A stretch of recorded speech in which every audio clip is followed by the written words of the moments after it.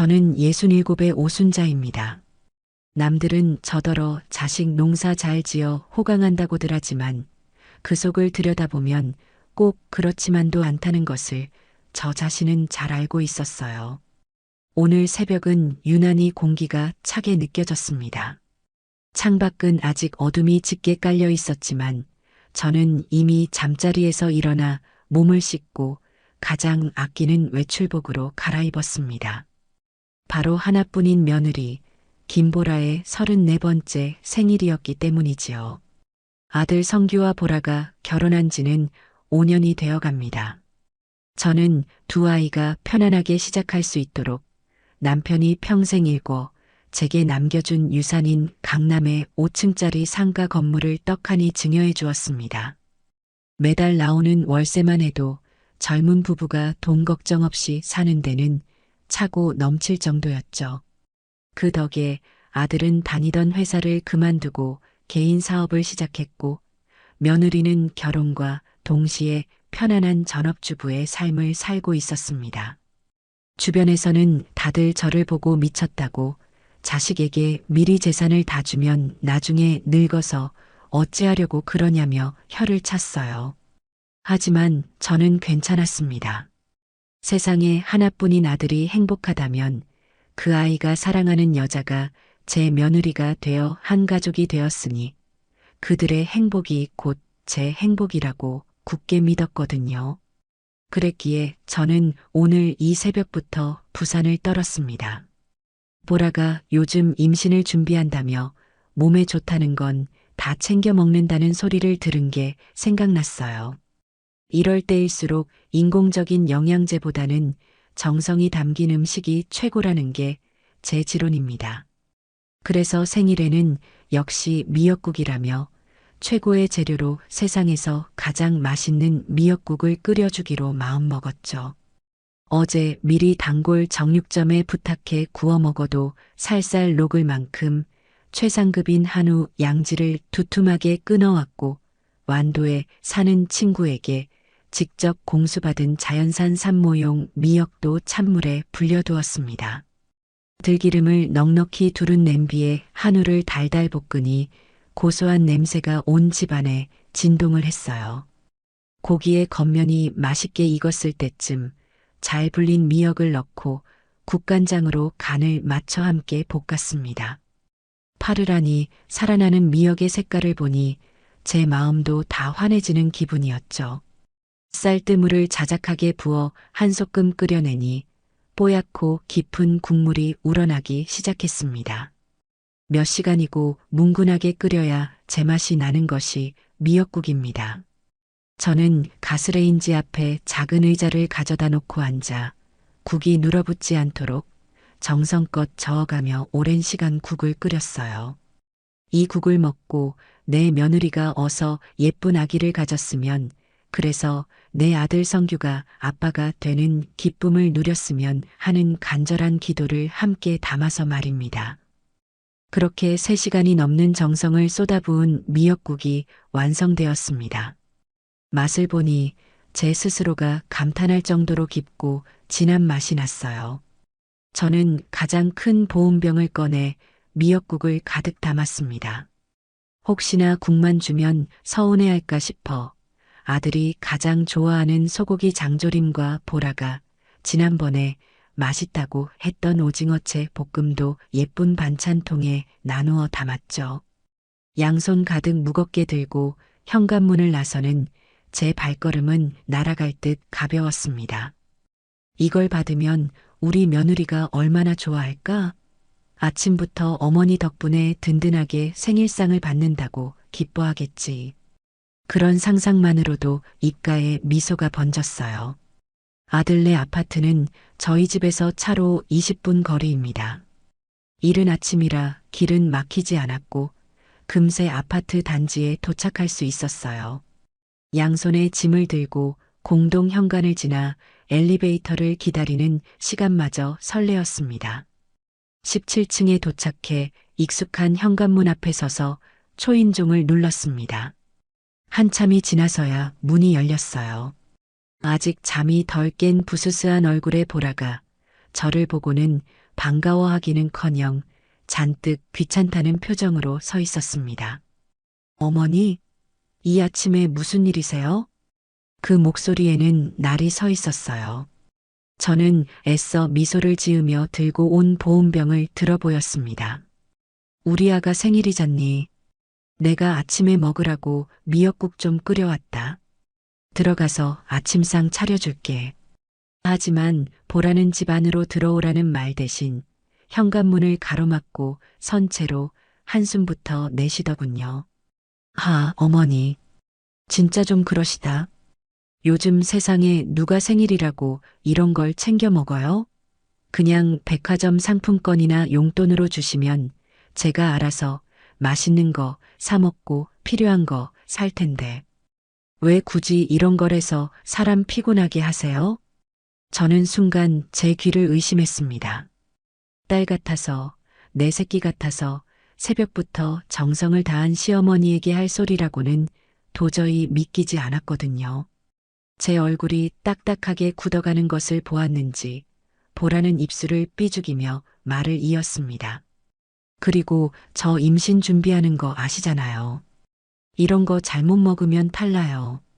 인터넷으로 주문한 유기농 영양제가 훨씬 안전하고 효과도 좋다고요. 그 말은 마치 제가 정성껏 끓인 미역국이 무슨 독이라도 되는 것처럼 들렸습니다. 심장이 차갑게 식어내리는 기분이었어요. 그때 안방에서 성규가 나오며 말했습니다. 엄마 왔어? 아이, 보라, 너는 왜 말을 그렇게 해? 엄마 성의인데. 저는 그래도 아들은 내 편이구나 싶어 잠시 안도했지만 그 생각은 곧바로 산산조각 났습니다. 성규는 제게 다가와 보온병을 받아들며 제 등을 떠밀었어요. 엄마, 마음은 정말 고마운데 보라가 어제 늦게 자서 지금 피곤해서 그래. 국은 우리가 알아서 챙겨 먹을 테니까 엄마는 이제 그만 가봐. 아침부터 운전하느라 피곤하셨을 텐데. 그건 저를 걱정하는 말이 아니었어요. 귀찮으니 어서 사라져달라는 뜻이었죠. 저는 결국 며느리에게 생일 축하한다는 말 한마디 제대로 건네지 못하고 아들에게 등을 떠밀려 집에서 쫓겨나듯 나와야 했습니다. 엘리베이터를 타고 내려오는 내내 심장이 쿵쾅거리고 손이 부들부들 떨렸어요. 내가 대체 뭘 잘못한 걸까? 자식에게 좋은 거 하나라도 더 해주고 싶은 부모 마음이 이렇게까지 무시당하고 멸시받아야 할 일인가? 서러움과 분노가 치밀어 올라 눈물이 핑 돌았습니다. 주차장으로 걸어가는 길에 문득 깨달았어요. 아들이 제일 좋아하는 장조림 반찬통을 차에 그대로 두고 온 것이었습니다.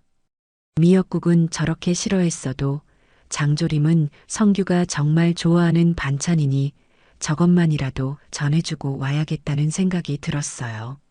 어쩌면 아들이 그 반찬을 보고 조금이라도 미안한 마음을 가질지도 모른다는 어리석은 기대감도 있었죠. 저는 다시 발걸음을 돌려 아들네 집으로 향했습니다. 그런데 17층에 도착했을 때 현관문이 살짝 열려 있는 것을 발견했어요. 닫히다가 중간에 걸린 모양이었습니다. 그리고 그 틈으로 아들 내외의 목소리가 선명하게 새어나오고 있었죠. 저도 모르게 그 자리에 멈춰서서 귀를 기울였습니다. 진짜 짜증나. 그 할망구는 왜 저렇게 촌스러운 짓만 골라서 하는지 모르겠어. 꼭두 새벽부터 웬 미역국이야? 음식물 쓰레기만 만들고 진짜. 며느리 보라의 짜증이 가득 섞인 목소리였어요. 할망구라는 소리에 제 심장이 바닥으로 곤두박질 치는 것 같았습니다. 이어서 아들 성규의 나약한 목소리가 들려왔어요. 그래도 엄마 성의인데 그냥 냉장고에 뒀다가 나중에 슬쩍 버리지 그랬어. 웃기지 마. 너 같으면 이딴 걸 너네 집 냉장고에 넣어두고 싶겠냐? 냄새 배는 건 둘째 치고 우리 집 격 떨어져. 그리고 너는 왜 아까 내 편 안 들었어? 확 그냥 그 자리에서 집어던져 버리는 건데. 아니, 그래도 우리 엄마잖아. 너무 뭐라고 하지 마. 엄마는 무슨 건물 하나 줬다고 평생 유세 떨 거 생각하면 아주 지긋지긋해. 너 똑바로 안 할래? 내가 시키는 대로 해야 그 할망구 나머지 재산까지 우리가 다 받을 수 있는 거라고 몇 번을 말해. 빨리 갖다 버리기나 해. 보기만 해도 재수 없어. 저는 차마 믿을 수 없는 대화 내용에 숨을 죽인 채 문틈으로 안을 들여다보았습니다. 그리고 보고야 말았어요. 제 며느리 보라가 제가 몇 시간을 공들여 끓인 그 미역국이 담긴 보온병을 들고 싱크대로 향하는 모습을요. 보라는 경멸과 짜증이 가득한 표정으로 보온병 뚜껑을 열더니 그 내용물을 모조리 싱크대 하수구에 쏟아부어 버렸습니다. 콸콸콸. 진한 국물과 부드러운 소고기, 야들야들한 미역이 순식간에 역겨운 토사물처럼 하수구 속으로 사라지는 광경을 저는 제 두 눈으로 똑똑히 지켜보았습니다. 그 순간 지난 5년간 애써 외면하고 괜찮다고 스스로를 다독였던 모든 서름과 분노가 한꺼번에 터져 나왔습니다. 하지만 눈물은 나오지 않았어요. 대신 머릿속이 얼음장처럼 차가워지면서 모든 것이 명확해졌습니다. 저것들은 더 이상 제 아들과 며느리가 아니었어요. 제 것을 탐내는 거머리들이고 제 등골을 빼먹으려는 하이에나들이었습니다.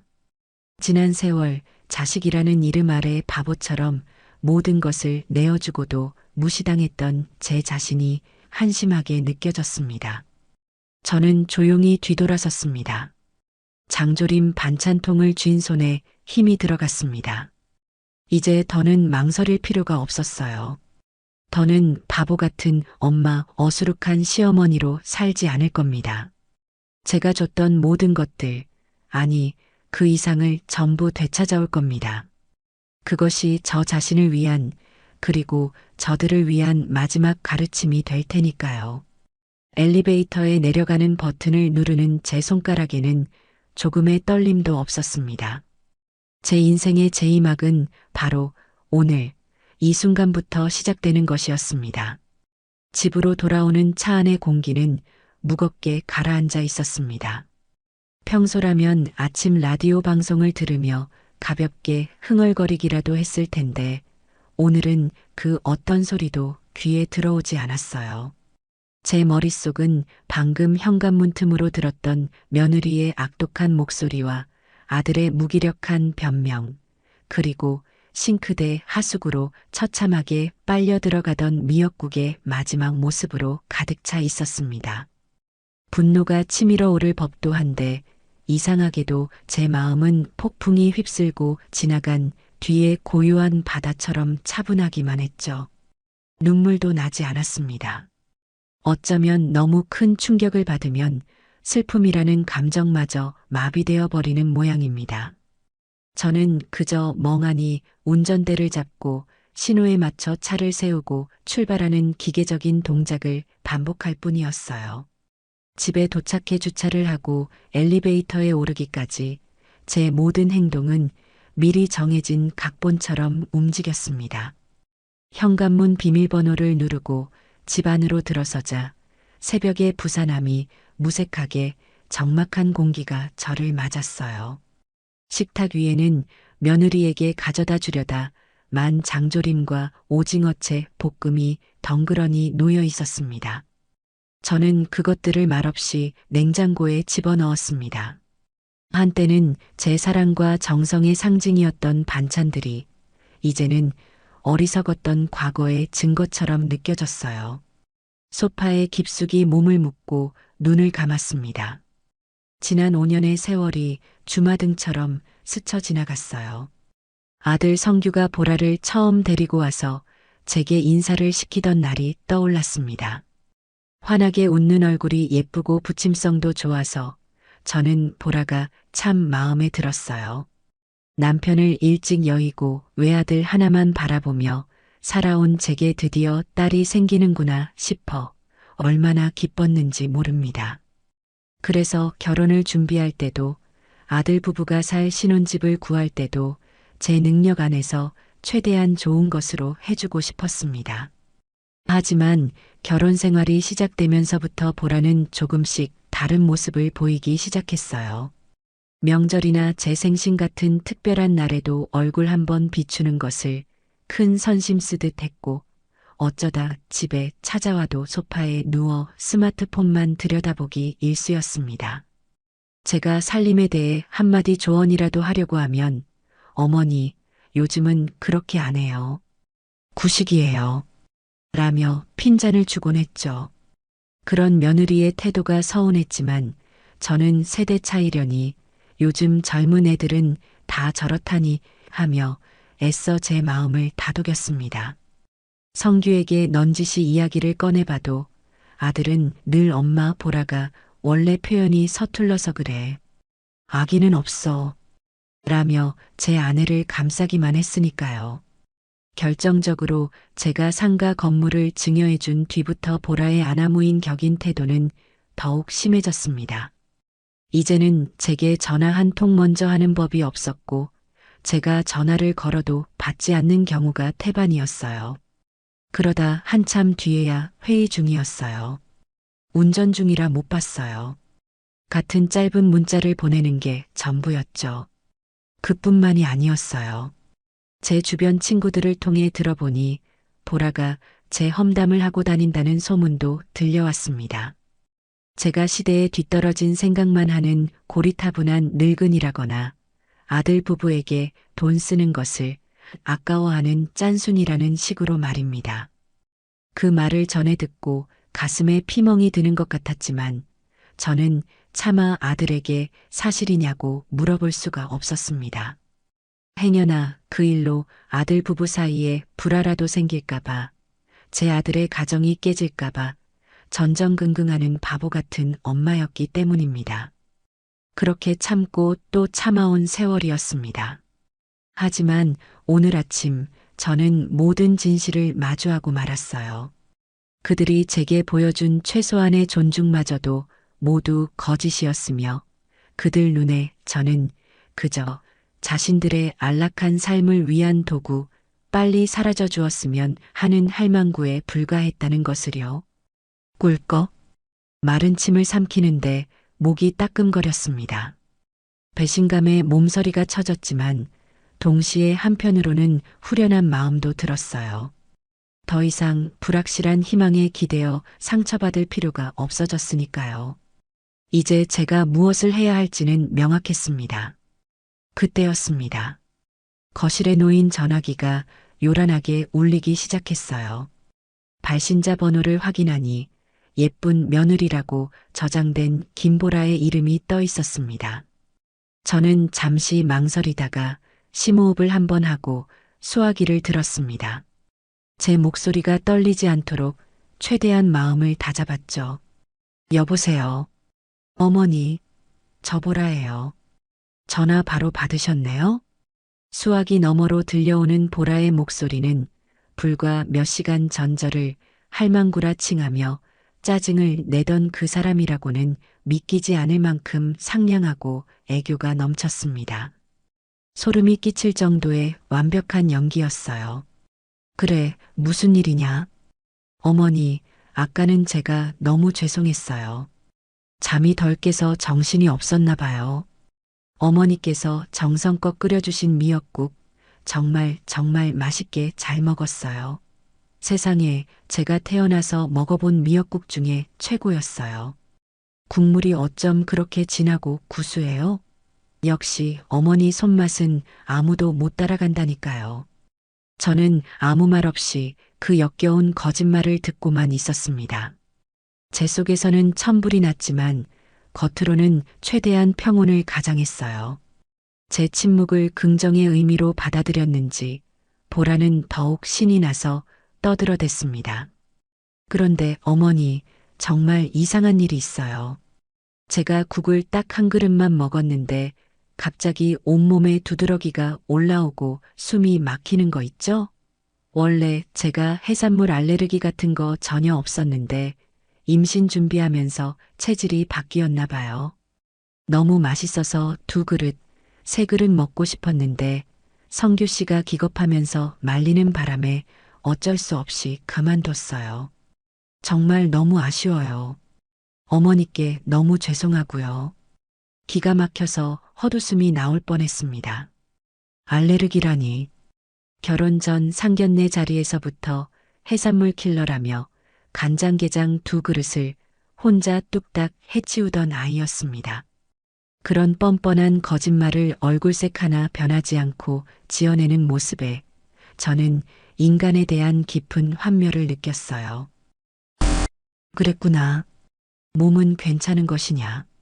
병원에는 가보았고, 저는 제 감정을 철저히 숨긴 채 걱정하는 시어머니의 목소리를 연기했습니다. 이 전쟁에서 이기려면 섣불리 제 패를 보여줘서는 안 된다는 것을 본능적으로 깨달았기 때문입니다. 네, 어머니. 성규 씨가 놀라서 바로 병원 응급실에 데려가줘서 주사 맞고 약 먹고 이제 막 집에 들어왔어요. 의사 선생님이 당분간 미역 같은 건 절대 먹지 말라고 하시네요. 정말 속상해요. 어머니께서 제 생일이라고 특별히 끓여주신 건데 맛있게 다 먹지도 못하고. 죄송해서 어쩌죠? 저는 전화기를 든 손에 힘을 주었습니다. 그 와중에도 제 아들 성규는 또다시 며느리의 거짓말에 장단을 맞춰주고 있구나 싶어 가슴이 아팠습니다. 제 아들이지만 참으로 한심하고 멍청하다는 생각이 들었어요. 몸이 먼저지. 괜찮다. 국은 다음에 또 끓여주면 되지. 몸조리나 잘하거라. 네, 어머니. 역시 저희 어머니가 최고예요.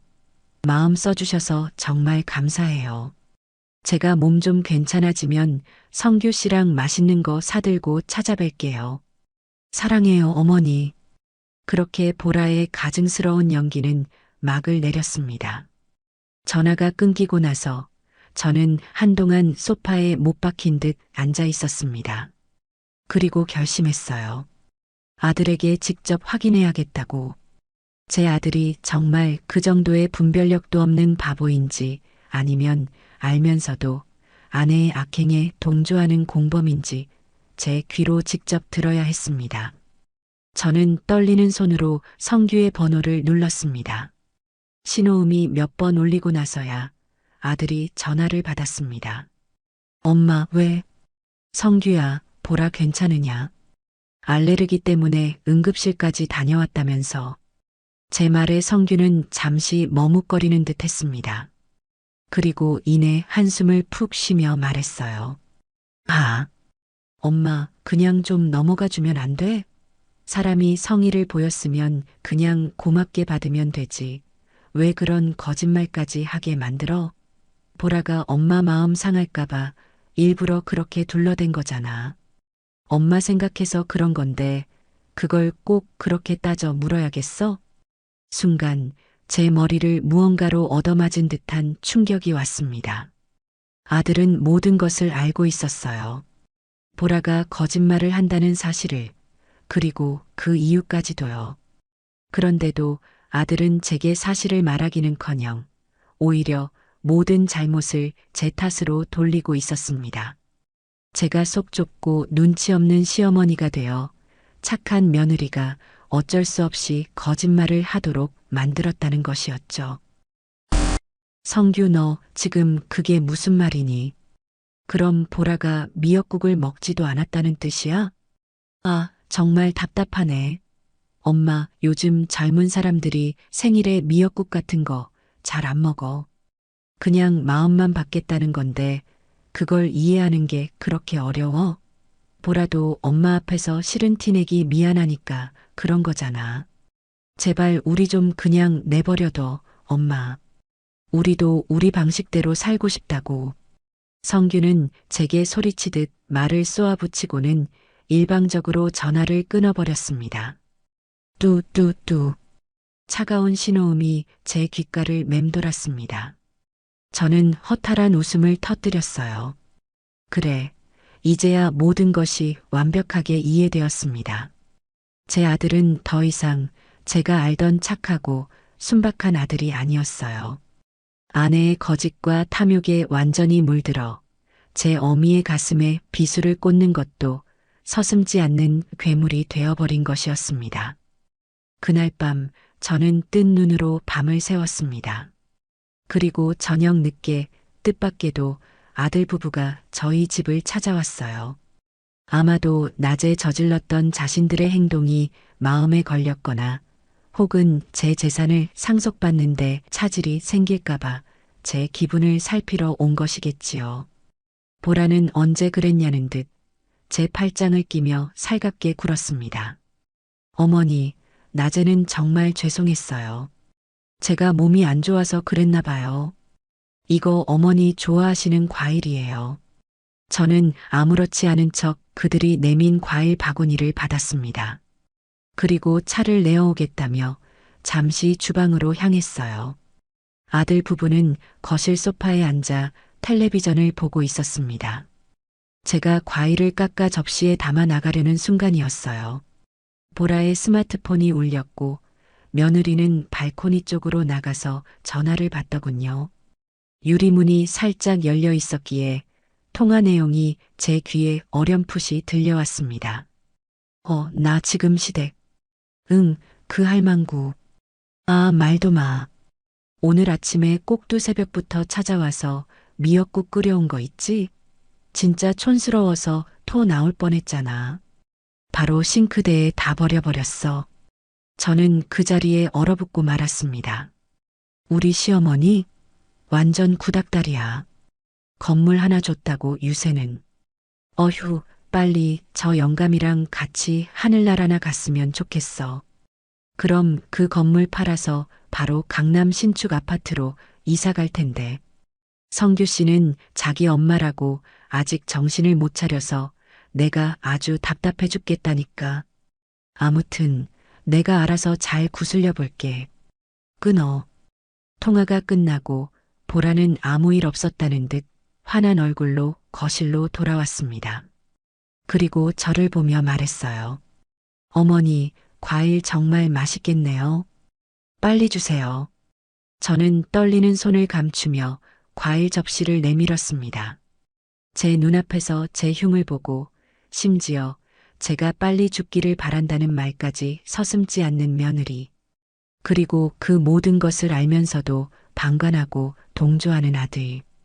이 지옥 같은 현실 속에서 제가 제정신을 붙잡고 있는 것만으로도 용하다는 생각이 들었어요.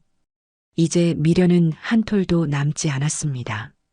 저들을 향한 복수심이 제 심장을 뜨겁게 달구기 시작했습니다. 그날 밤 아들 부부가 돌아간 뒤 저는 단 한숨도 잠들지 못했습니다. 침대에 누워 눈을 감으면 싱크대로 쏟아지던 미역국과 저를 할망구라고 칭하며 빨리 죽기를 바라는 며느리의 목소리가 번갈아 가며 저를 괴롭혔어요. 분노와 배신감에 심장이 터질 것 같았지만 동시에 제 머리는 그 어느 때보다도 맑고 차갑게 깨어 있었습니다. 더 이상 슬퍼하거나 좌절하고 있을 시간이 없었어요.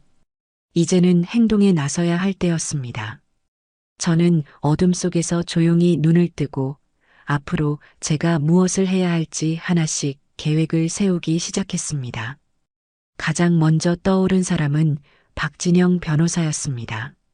진영이는 제 남편이 살아있을 때부터 친동생처럼 아끼던 법대 후배였죠. 남편이 갑작스럽게 세상을 떠난 뒤에도 진영이는 명절마다 잊지 않고 저를 찾아와 주었고 제가 법적으로 어려운 일이 있을 때마다 자신의 일처럼 발벗고 나서서 도와주곤 했습니다. 남편의 유산을 정리할 때도 그리고 그 재산을 아들 성규에게 증여할 때도 모든 법률적인 절차는 진영이의 도움을 받아 진행했어요. 지금 이 상황에서 제가 믿고 의지할 수 있는 유일한 사람이었습니다. 날이 밝자마자 저는 진영이의 법률사무소로 전화를 걸었습니다. 진영이는 제 지친 목소리를 듣고는 단번에 무슨 일이 생겼음을 직감한 듯 했어요. 형수님, 목소리가 왜 그러세요? 무슨 일 있으시죠? 박 변호사, 혹시 오늘 시간 좀 내줄 수 있겠나? 내가 좀 상의할 일이 있어서. 물론입니다, 형수님. 언제든지 오십시오. 제가 다른 약속은 다 미루겠습니다. 진영이의 듬직한 목소리를 들으니 어젯밤 내내 저를 짓누르던 불안감이 조금은 가시는 듯 했습니다. 저는 곧바로 외출 준비를 하고 사무실로 향했어요. 서류 가방에는 5년 전 아들 성규에게 상가 건물을 증여할 때 작성했던 증여 계약서 원본을 챙겨 넣었습니다. 어쩌면 이것이 제 반격의 시작점이 될지도 모른다는 예감이 들었기 때문입니다. 강남에 위치한 진영이의 사무실은 언제나처럼 깔끔하고 정돈이 잘 되어 있었어요. 진영이는 저를 보자마자 걱정스러운 얼굴로 맞이해 주었습니다. 형수님, 안색이 너무 안 좋으세요. 도대체 무슨 일이신지 앉아서 차근차근 말씀해 주세요. 저는 진영이가 내어준 따뜻한 차를 한 모금 마시고 어제 아침부터 있었던 모든 일을 숨김없이 털어놓았습니다. 새벽부터 끓였던 미역국 이야기부터 그것을 싱크대에 쏟아버린 며느리의 행동, 저를 향한 아들의 비난, 그리고 발코니에서 들었던 끔찍한 통화 내용까지 이야기를 하는 내내 제 목소리는 떨렸지만 눈물은 흘리지 않았어요. 이미 제 눈물은 어젯밤에 모두 말라버린 뒤였습니다. 제 이야기를 모두 들은 진영이는 한동안 아무 말도 하지 못했습니다. 그의 얼굴에는 안타까움과 분노가 뒤섞여 있었죠. 그는 잠시 생각에 잠기더니 이내 결심한 듯 단호한 표정으로 입을 열었습니다. 형수님, 정말 힘드셨겠습니다. 이건 그냥 넘어가서는 안 될 일입니다. 명백한 폐륜 행위이고 법적으로 충분히 다툴 수 있는 사안이에요. 나도 그렇게 생각하네. 그래서 박 변호사를 찾아온 걸세.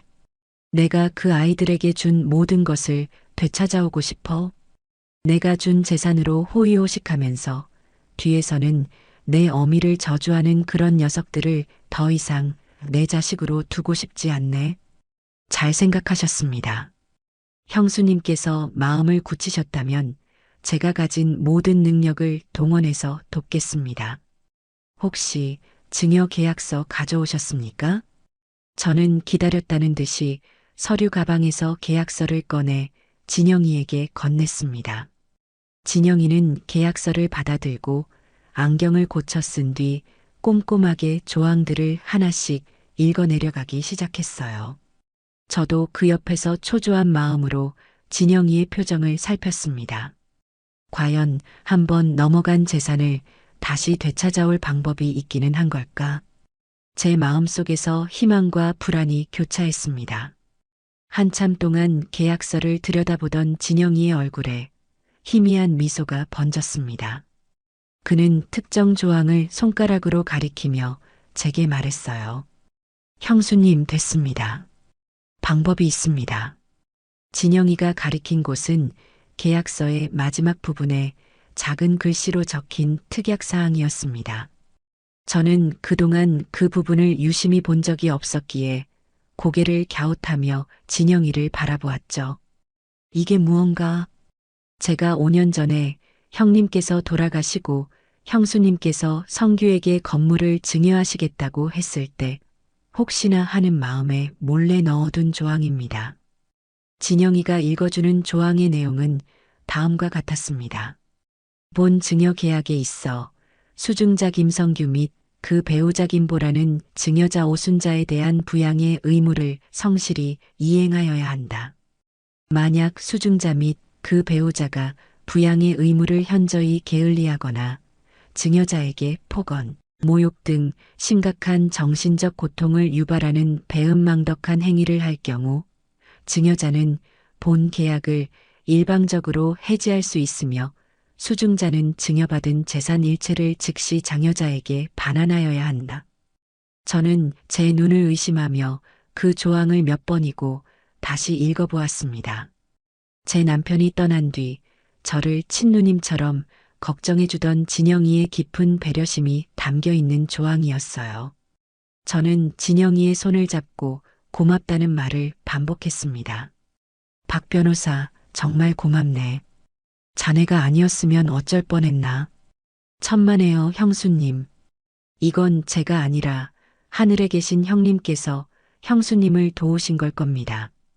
이제 우리에게는 저들을 상대할 아주 강력한 무기가 생긴 셈입니다. 진영이는 다시 진지한 표정으로 돌아와 앞으로의 계획을 설명하기 시작했습니다. 하지만 형수님, 이 조항이 있다고 해서 모든 것이 쉽게 해결되는 것은 아닙니다. 소송으로 가게 될 경우 법원에서는 배은망덕한 행위에 대한 아주 구체적이고 객관적인 증거를 요구할 겁니다. 며느님이 미역국을 버렸다거나 형수님께 막말을 했다는 주장만으로는 부족해요. 저쪽에서는 분명 오해였다거나 감정이 격해져서 실수로 한 말이었다고 발뺌할 테니까요. 그럼 어떻게 해야 하지? 지금부터는 철저하게 증거를 수집해야 합니다. 감정적으로 대응하지 마시고 최대한 침착하게 저들의 행동을 지켜보면서 모든 것을 기록하고 남겨두셔야 해요. 진영이는 제게 몇 가지 구체적인 행동 지침을 알려주었습니다. 첫째, 앞으로 아들 부부와 통화를 할 때는 반드시 통화 내용을 녹음할 것. 둘째, 그들이 보낸 무례한 문자 메시지나 SNS 대화 내용이 있다면 모두 캡처해서 보관할 것. 셋째, 혹시라도 폭언이나 모욕적인 행동을 직접 목격할 수 있는 상황이 생긴다면 동영상을 촬영하거나 주변 사람을 증인으로 확보해 둘 것. 마지막으로 그동안 그들이 부양 의무를 얼마나 소홀히 했는지 보여줄 수 있는 자료들을 모아둘 것. 예를 들어 제가 병원에 입원했을 때 한 번도 찾아오지 않았다거나 생활비를 드린 적이 없다는 사실 등을 입증할 자료들이 필요하다는 것이었죠. 그리고 한 가지 더, 성규와 며느님이 그 상가 건물을 어떻게 관리하고 있는지도 한번 알아볼 필요가 있습니다. 혹시라도 그들이 세입자들에게 부당한 요구를 하거나 관리비를 횡령하는 등의 불법적인 행위를 저질렀다면 그 또한 아주 중요한 증거가 될 수 있습니다. 진영이의 말을 듣고 있으니 복잡했던 머릿속이 점차 명확해지는 기분이었습니다. 감정적인 분노를 넘어 이제는 냉철한 이성으로 이 싸움에 임해야 한다는 것을 깨달았어요. 저는 진영이에게 다시 한번 고마움을 표하고 사무실을 나섰습니다. 밖으로 나오니 아까보다 햇살이 훨씬 더 따스하게 느껴졌어요. 제 손에는 이제 아무도 막을 수 없는 날카로운 칼이 쥐어져 있었습니다. 저는 그 칼을 어떻게 휘둘러야 할지, 그리고 그 칼끝이 누구를 향해야 할지 정확히 알고 있었습니다. 집으로 돌아가는 발걸음에는 더 이상 망설임이나 슬픔이 남아있지 않았습니다. 오직 차가운 결의와 뜨거운 복수심만이 제 가슴속에서 활활 타오르고 있을 뿐이었어요. 박진영 변호사와의 상담을 마친 뒤 저는 곧바로 증거 수집 작전에 돌입했습니다. 감정에 휘둘려 섣불리 움직였다가는 오히려 일을 그르칠 수 있다는 진영이의 조언을 마음 깊이 새겼어요. 지금부터 저는 상처받은 어머니가 아니라 냉철한 전략가가 되어야 했습니다. 제 목표는 단 하나, 저를 기만하고 배신한 아들 부부에게서 제가 주었던 모든 것을 회수하고 그들의 오만함을 심판하는 것이었습니다. 가장 먼저 확보해야 할 증거는 바로 며느리 보라가 미역국을 싱크대에 쏟아버리는 장면이었습니다. 그 어떤 변명으로도 빠져나갈 수 없는 가장 확실하고 결정적인 증거가 될 테니까요. 저는 아들네 아파트 관리사무소에 전화를 걸었습니다. 제가 그 아파트 1701호의 어머니 되는 사람이라고 신분을 밝히고 어제 아침 저희 아들 집 현관 복도에서 아주 중요한 물건을 잃어버린 것 같으니 CCTV 영상을 잠시 확인해 볼 수 있겠냐고 정중하게 부탁했어요. 평소 아들 집에 드나들며 안면을 익혀둔 경비 반장님은 제 다급한 목소리에 의심 없이 형조해 주었습니다. 아이고, 형수님, 그러세요? 그럼요, 확인해 드려야죠. 지금 바로 내려오시겠어요? 저는 곧장 아들네 아파트로 차를 몰았습니다. 관리사무소에 도착하니 경비 반장님께서 저를 방제실로 안내해 주셨어요. 수십 개의 모니터가 벽면을 가득 채우고 있는 그곳에서 저는 반장님의 도움을 받아 어제 아침 시간대의 17층 복도 CCTV 영상을 찾아냈습니다. 떨리는 마음으로 모니터를 주시했어요. 잠시 후 영상 속에서 제가 보온병을 들고 아들네 집 초인종을 누르는 모습이 나타났습니다. 그리고 문을 열고 나온 며느리의 귀찮은 표정, 저를 내쫓다시피 등을 떠미는 아들의 모습까지, 그 모든 것이 고스란히 녹화되어 있었죠. 저는 잠시 숨을 골랐습니다. 그리고 제가 떠나고 난 뒤의 상황을 계속해서 지켜보았어요. 예상대로 영상 속의 보라는 제가 사라지자마자 표정이 싹 변했습니다. 그녀는 잠시 무언가 말을 하더니 이내 제가 건넨 보온병을 들고 집 안으로 휙 들어가 버렸어요. 안타깝게도 집안의 상황까지는 찍히지 않았지만 저는 포기하지 않았습니다. 그리고 바로 그때 결정적인 장면이 포착되었어요. 보라가 빈 보온병을 들고 다시 현관 밖으로 나온 것입니다. 그녀는 복도에 설치된 분리수거함으로 성큼성큼 걸어가더니 보온병을 그대로 음식물 쓰레기통에 처박아 버렸어요. 심지어 보온병 뚜껑을 열어 안에 내용물이 한 방울도 남아있지 않은 것을 확인하고는 경멸스러운 표정으로 재수 없어다고 작게 중얼거리는 입 모양까지 선명하게 보였습니다. 저는 저도 모르게 주먹을 꽉 쥐었습니다. 이제 빼도 박도 못할 증거를 손에 넣은 것입니다. 저는 경비 반장님께 그 영상 파일을 제 휴대폰으로 복사해달라고 부탁했습니다. 반장님은 의아한 표정을 지었지만 제가 아들에게 깜짝 선물을 해주려고 한다며 너스레를 떨자 웃으며 파일을 옮겨주셨어요. 첫 번째 임무는 성공적으로 완수되었습니다. 다음 목표는 아들 부부가 상가 건물을 어떻게 관리하고 있는지 파악하는 것이었습니다. 이 부분은 제가 직접 나서기보다는 전문가의 도움을 받는 것이 낫다고 판단하여 박 변호사에게 의뢰했어요. 진영이는 실력 있는 회계사와 세무사를 고용하여 상가 건물의 임대차 계약서, 관리비 내역, 세금 납부 현황 등을 면밀하게 분석하기 시작했습니다.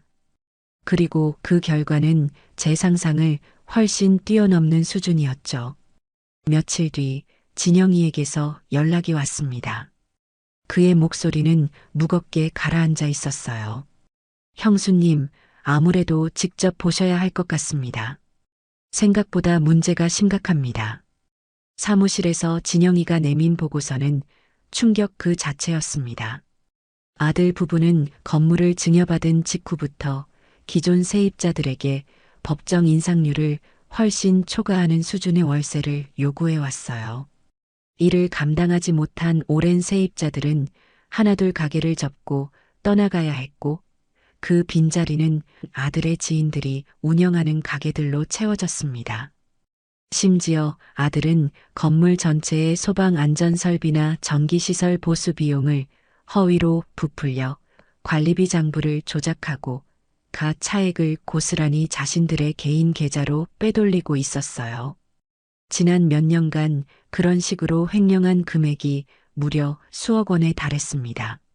그 돈은 모두 보라의 명품 가방과 해외여행, 그리고 아들의 고급 외제차를 사는데 사용되었더군요. 보고서를 읽어내려가는 제 손이 분노로 부들부들 떨렸습니다. 그들은 제 피와 땀이 깃든 재산을 자신들의 사치와 향락을 위한 현금 인출기처럼 사용하고 있었던 겁니다. 더욱 가관인 것은 건물에 입주한 세입자들의 불만이었습니다. 진영이가 보낸 사람이 세입자들을 상대로 탐문 조사를 한 결과 대부분이 건물주인 성규의 고압적인 태도와 잦은 갑질에 시달리고 있었어요. 툭하면 찾아와 가게 운영에 간섭하고 조금이라도 월세가 밀리면 당장 가게를 빼라며 협박하기 일쑤였다고 합니다.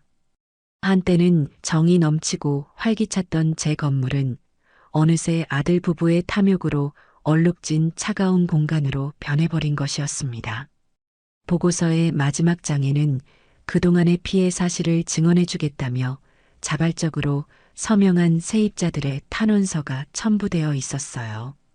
저는 제 편이 되어준 그분들께 너무나 감사하고 동시에 아들 부부에 대한 분노로 가슴이 타들어가는 것 같았습니다. 이제 물증은 충분히 확보되었습니다. 하지만 저는 여기서 멈추지 않았어요. 법적인 증거를 넘어 그들의 파렴치한 본성을 만천하에 드러낼 마지막 확인 사살이 필요하다고 생각했습니다. 그것은 바로 제 아들 성규의 마음속에 단 1%라도 저를 향한 모정이라는 것이 남아있는지 시험해 보는 것이었죠. 저는 며칠 동안 고민한 끝에 아주 지독한 연극을 꾸미기로 결심했습니다. 저는 휴대폰을 들고 성규에게 전화를 걸었습니다. 전화를 걸기 전 미리 통화 녹음 버튼을 눌러두는 것도 잊지 않았어요. 저는 최대한 힘없고 병약한 목소리를 만들어내기 위해 몇 번이고 헛기침을 했습니다. 성규야, 나 엄마다. 엄마, 목소리가 왜 그래? 어디 아파?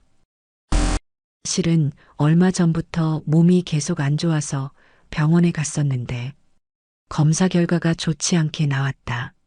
저는 잠시 말을 멈추고 아들의 반응을 살폈습니다.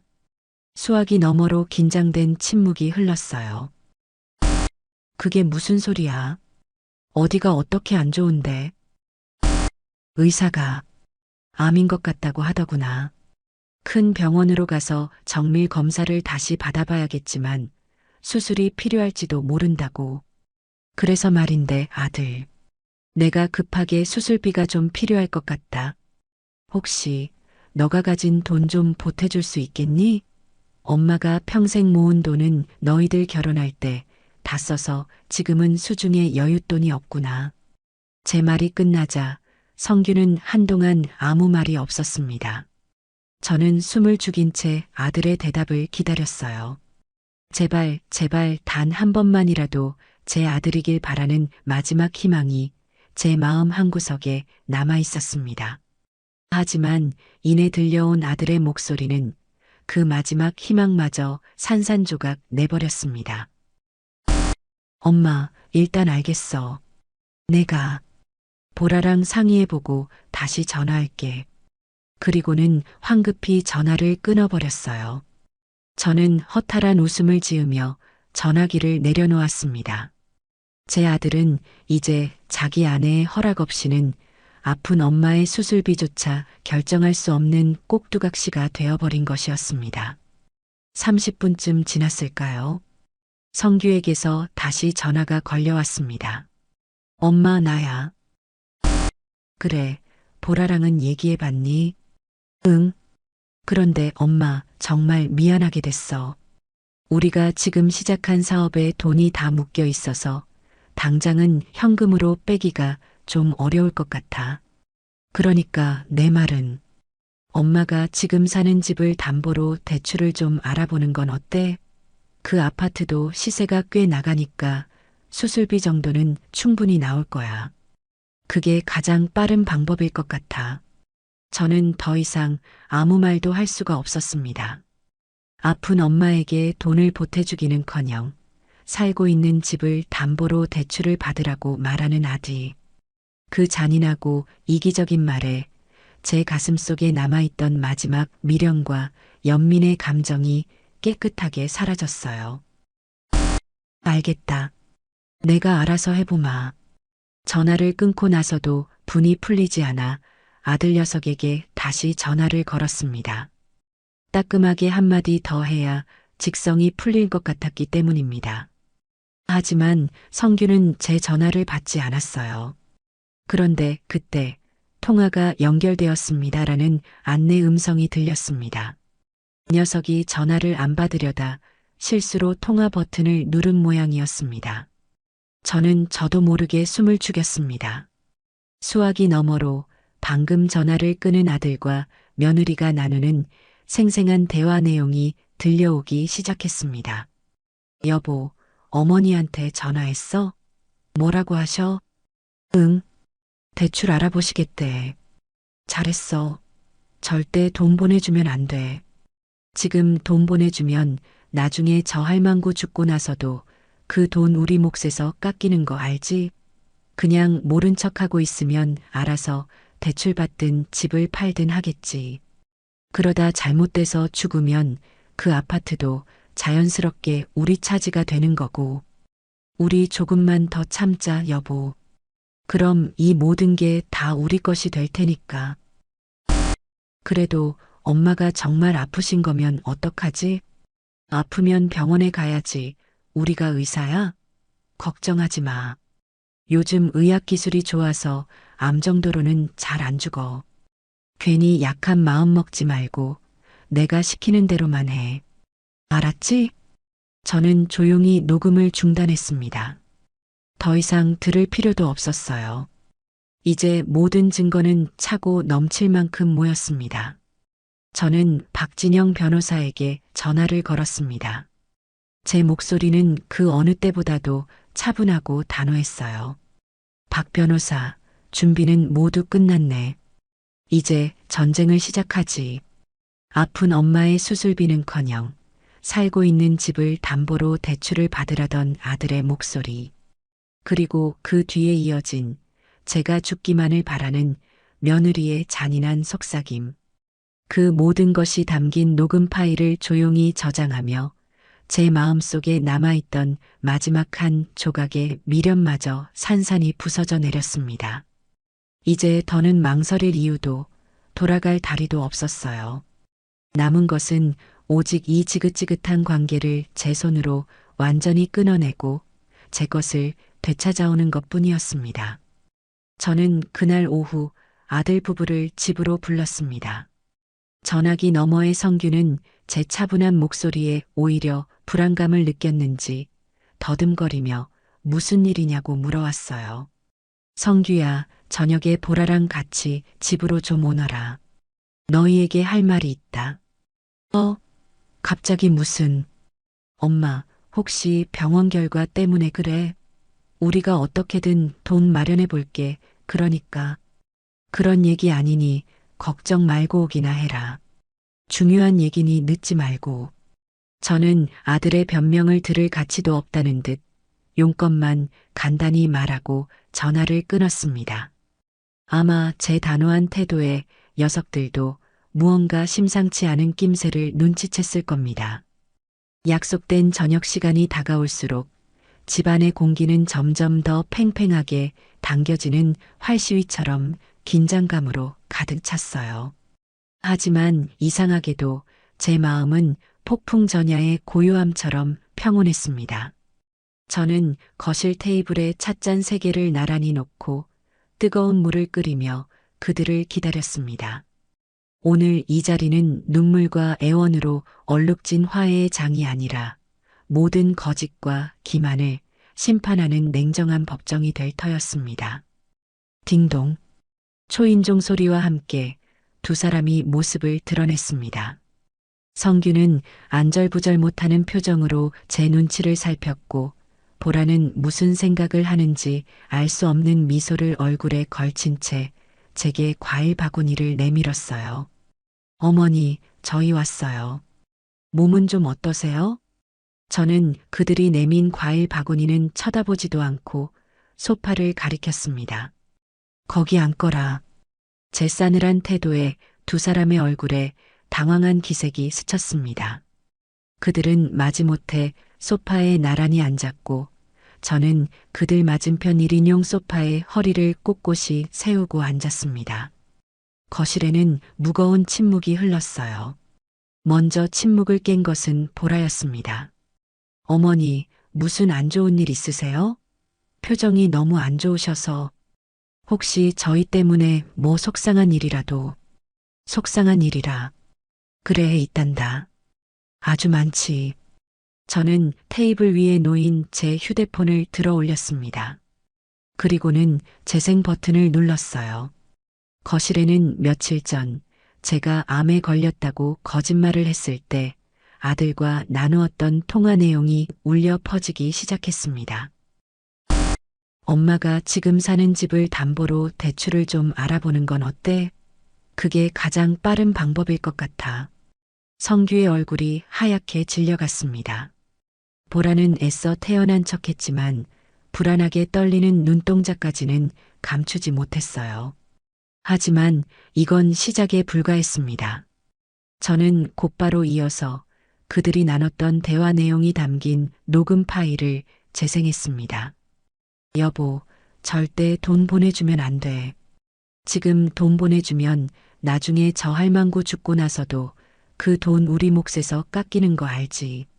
그러다 잘못돼서 죽으면 그 아파트도 자연스럽게 우리 차지가 되는 거고.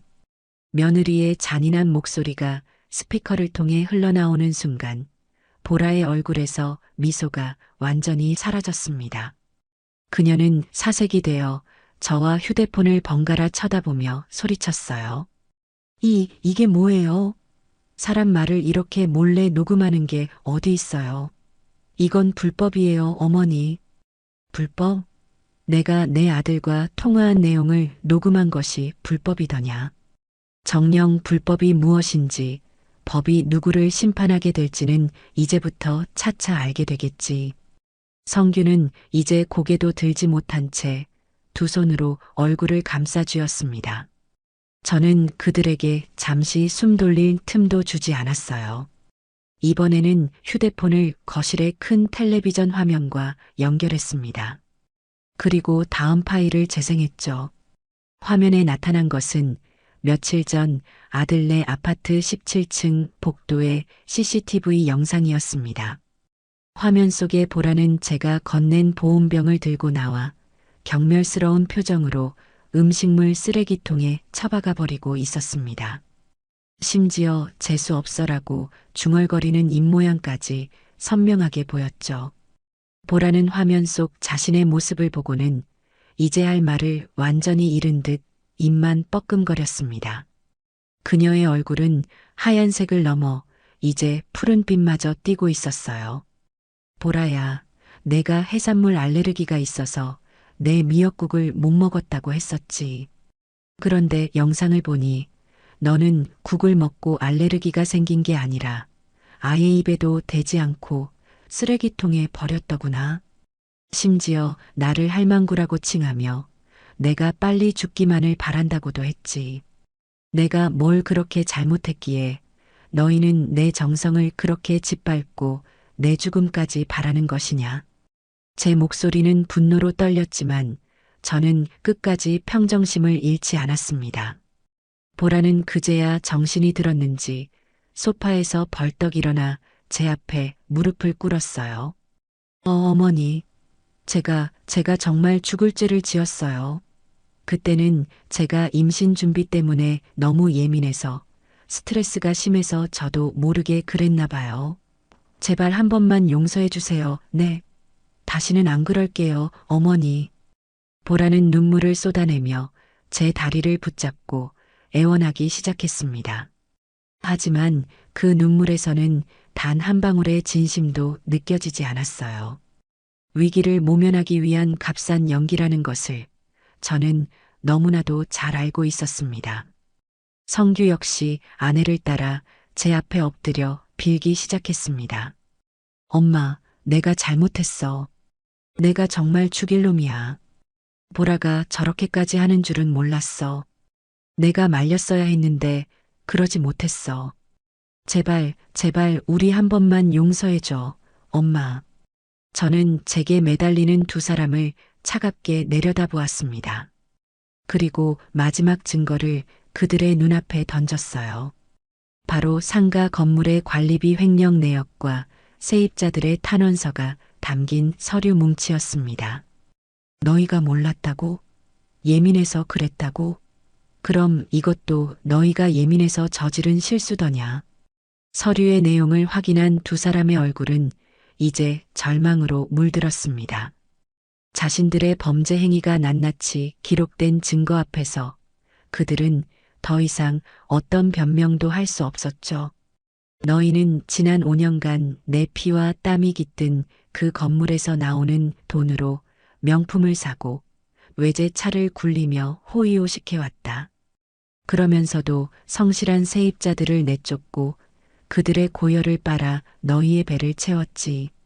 심지어 아픈 어미의 수술비는 외면한 채 내가 죽고 나면 차지하게 될 아파트까지 계산하고 있었더구나. 저는 자리에서 일어났습니다.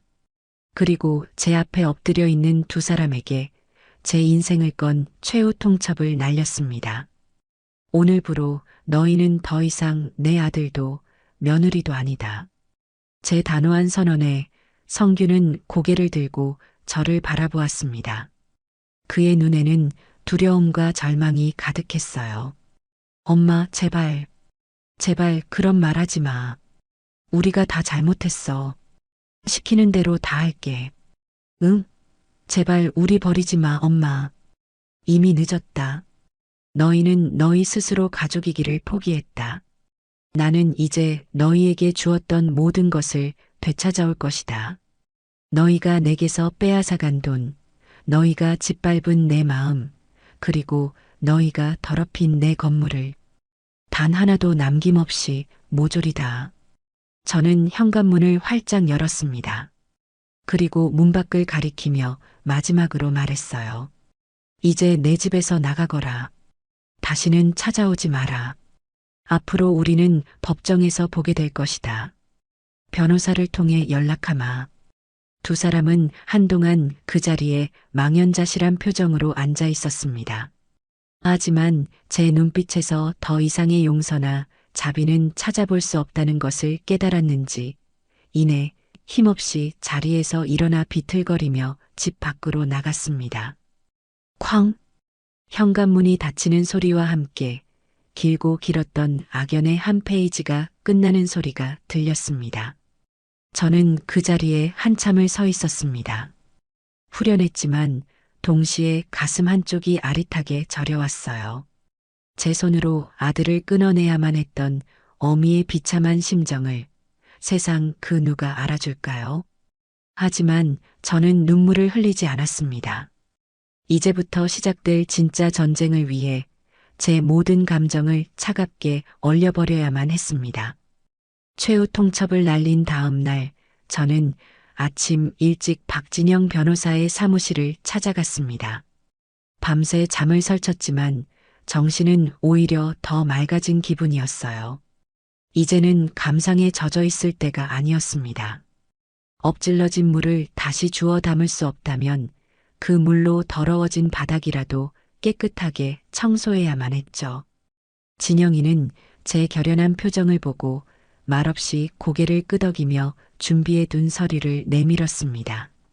형수님, 이것이 아드님께 발송될 내용 증명입니다. 증여계약 해지에 따른 재산 반환 청구 소송을 제기할 것임을 공식적으로 통보하는 문서입니다.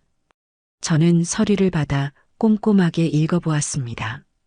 문서에는 그동안 아들 부부가 저질렀던 배은망덕한 행위들, 즉 폭언과 모욕, 부양 의무의 현저한 혜택, 가리고 증여 재산의 불법적인 관리 및 횡령 사실이 법률 용어로 명확하게 적시되어 있었어요.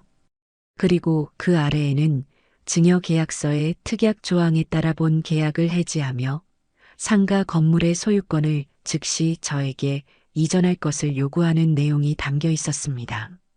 문서의 마지막에는 제 이름과 도장을 찍는 란이 비어 있었죠. 이것이 발송되고 나면 이제 돌이킬 수 없습니다. 정말로 진행하시겠습니까? 진영이는 마지막으로 제 의사를 확인했습니다. 저는 한치의 망설임도 없이 고개를 끄덕였어요. 물론일세. 내 손으로 직접 도장을 찍겠네. 저는 인주를 묻힌 도장을 들어 제 이름 옆에 힘주어 꾹 눌렀습니다. 선명하게 찍힌 붉은 인형을 보니 비로소 길고 어두웠던 터널의 끝이 보이는 듯 했습니다. 그날 오후 내용 증명은 등기 우편으로 아들 부부의 집에 발송되었습니다. 이제 주사위는 던져졌고 본격적인 전쟁의 서막이 오른 것입니다. 아니나 다를까 내용 증명을 받아본 며느리 보라의 반응은 제 상상을 초월할 만큼 격렬했습니다. 그녀는 법적인 대응을 생각하기는커녕 오히려 적반하장 격으로 나오기 시작했어요. 보라는 친척들과 저희 부부의 지인들에게 일일이 전화를 걸어 눈물로 호소하기 시작했습니다. 자신이 조금 말실수를 한 것을 빌미로 제가 늙어서 노망이 났고 평생 모은 재산이 아까워 며느리를 내쫓으려 한다는 것이었죠. 심지어 제가 아들 성규를 못난 놈 취급하며 평생 가스라이팅을 해왔고 자신은 그런 시어머니 밑에서 5년간 참고 살아온 불쌍한 피해자라고 떠들어댔습니다. 어머님, 순자 씨가 정말 그러셨어요? 세상에 사람이 어떻게 그럴 수가 있어요. 보라가 전화와서 한참을 우는데 마음이 너무 안 좋더라고요. 오랜 친구에게서 걸려온 전화를 받고 저는 기가 막혀 말도 나오지 않았습니다. 흙을 백으로 바꾸는 며느리의 뻔뻔함에 혀를 내두를 지경이었어요. 하지만 저는 흥분하지 않고 차분하게 대응했습니다. 그 아이 말을 곧이곧대로 믿지 말게. 세상 일이라는 게 한쪽 말만 들어서는 모르는 법이야. 조만간 모든 진실이 밝혀질 테니 그때까지만 지켜봐 주게. 다행히 저를 오랫동안 알아온 대부분의 지인들은 보라의 말을 전적으로 믿지는 않는 눈치였습니다. 오히려 평생을 아들 하나만 보고 살아온 저의 성품을 알기에 그럴 리가 없다며 저를 위로해 주었죠. 하지만 몇몇 귀가 얇은 사람들은 보라의 연기에 완전히 속아 넘어가 저를 파렴치한 시어머니로 몰아세우기도 했습니다.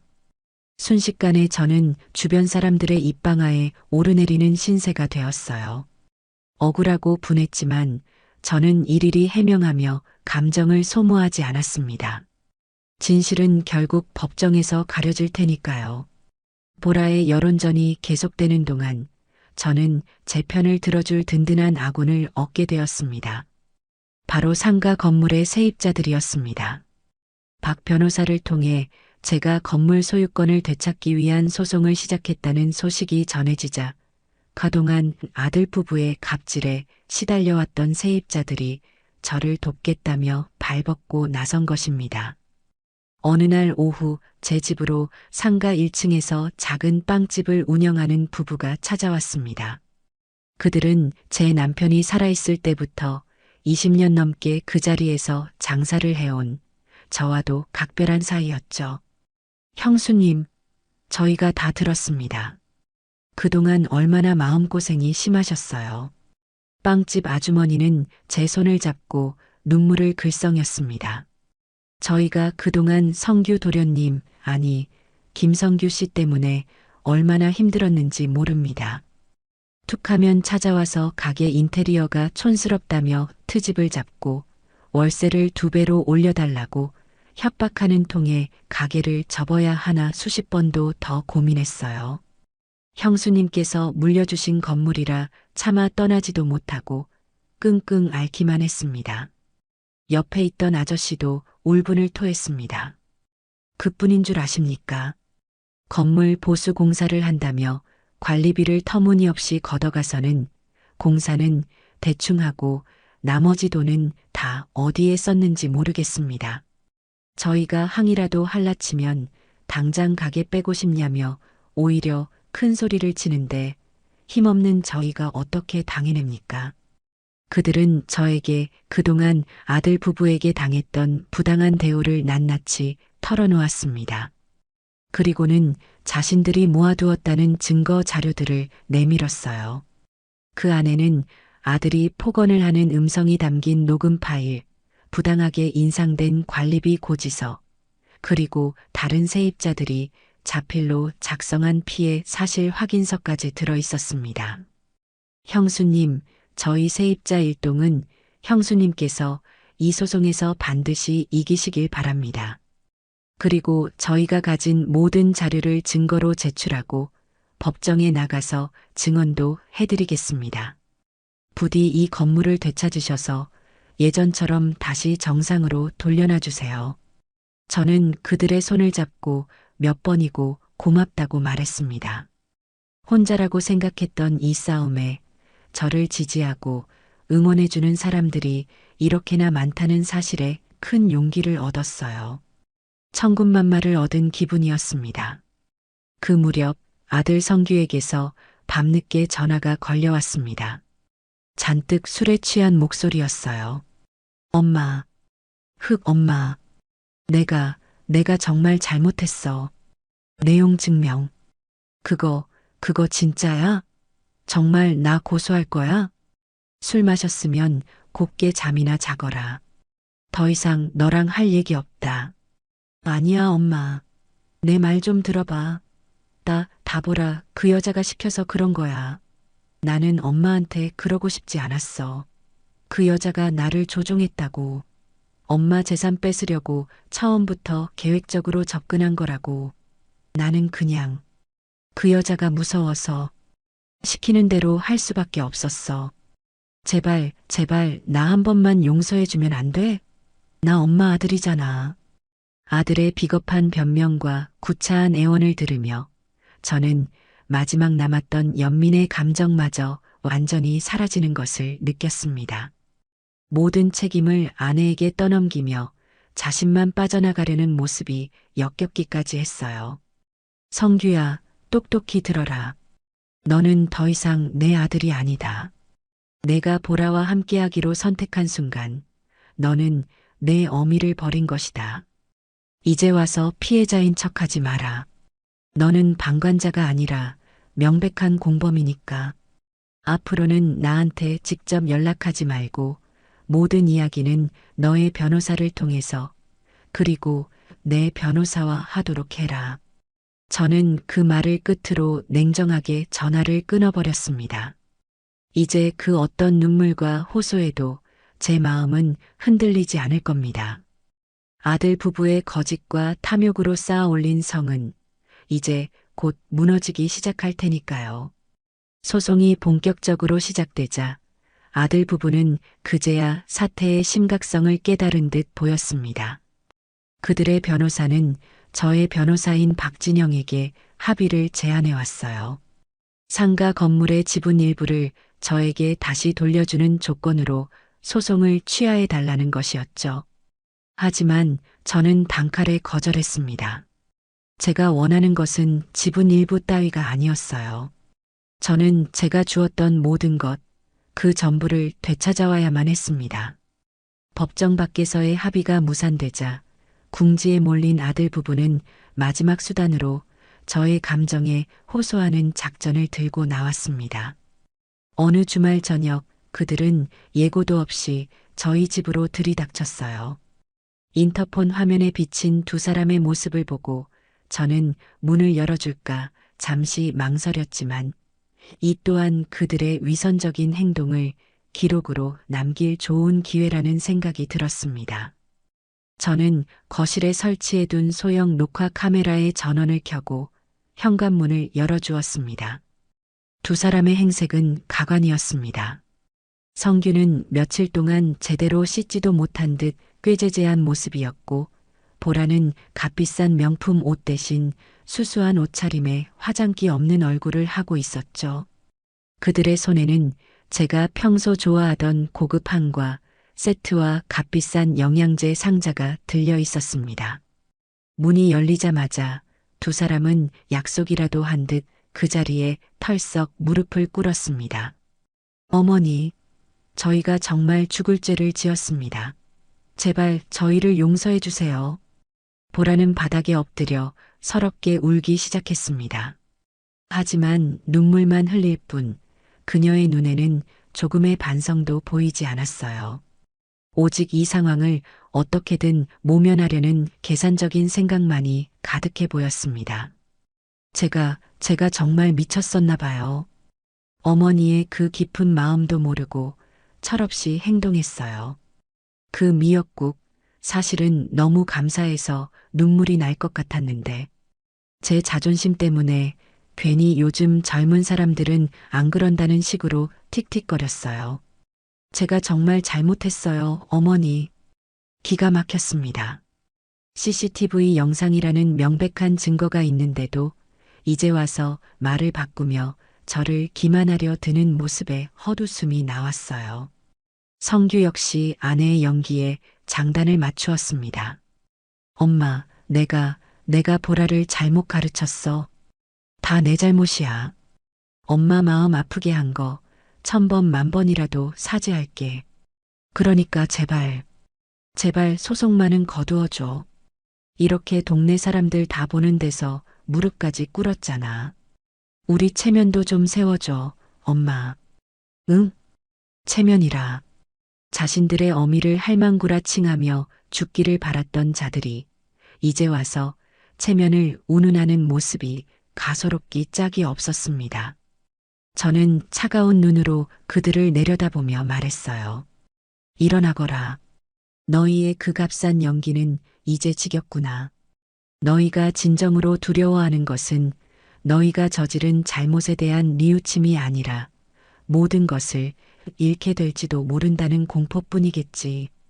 제 말에 두 사람의 울음소리가 순간 멎었습니다. 그들의 눈빛이 당황으로 흔들리는 것을 저는 놓치지 않았어요.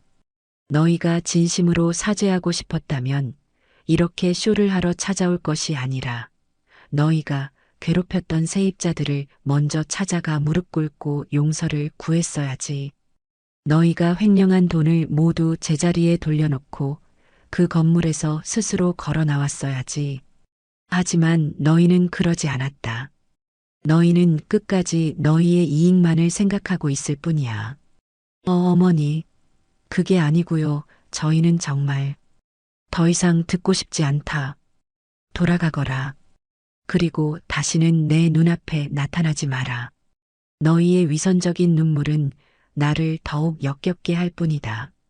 저는 그 말을 끝으로 현관문을 닫아버렸습니다. 문 밖에서 잠시 더 웅성거리는 소리가 들리는가 싶더니 이내 조용해졌습니다. 저는 그들이 남기고 간 한과와 영양제 상자를 그대로 쓰레기 봉투에 담아버렸습니다. 썩은 동아줄과도 같은 그들의 마지막 발악은 그렇게 허무하게 끝나버렸습니다. 그 일이 있은 후 저는 박 변호사를 통해 며느리 김보라의 과거 행적에 대해 좀 더 자세히 알아보기로 했습니다. 사람의 본성은 쉽게 변하지 않는 법이니 분명 결혼 전에도 비슷한 문제를 일으켰을 거라는 확신이 들었기 때문입니다. 진영이는 실력 있는 사람을 고용해 보라의 주변을 탐문하기 시작했고 며칠 뒤 그 결과는 제 예상과 정확히 일치했습니다. 보라는 결혼 전에도 부모님 속을 엄청나게 썩였던 문제아였어요.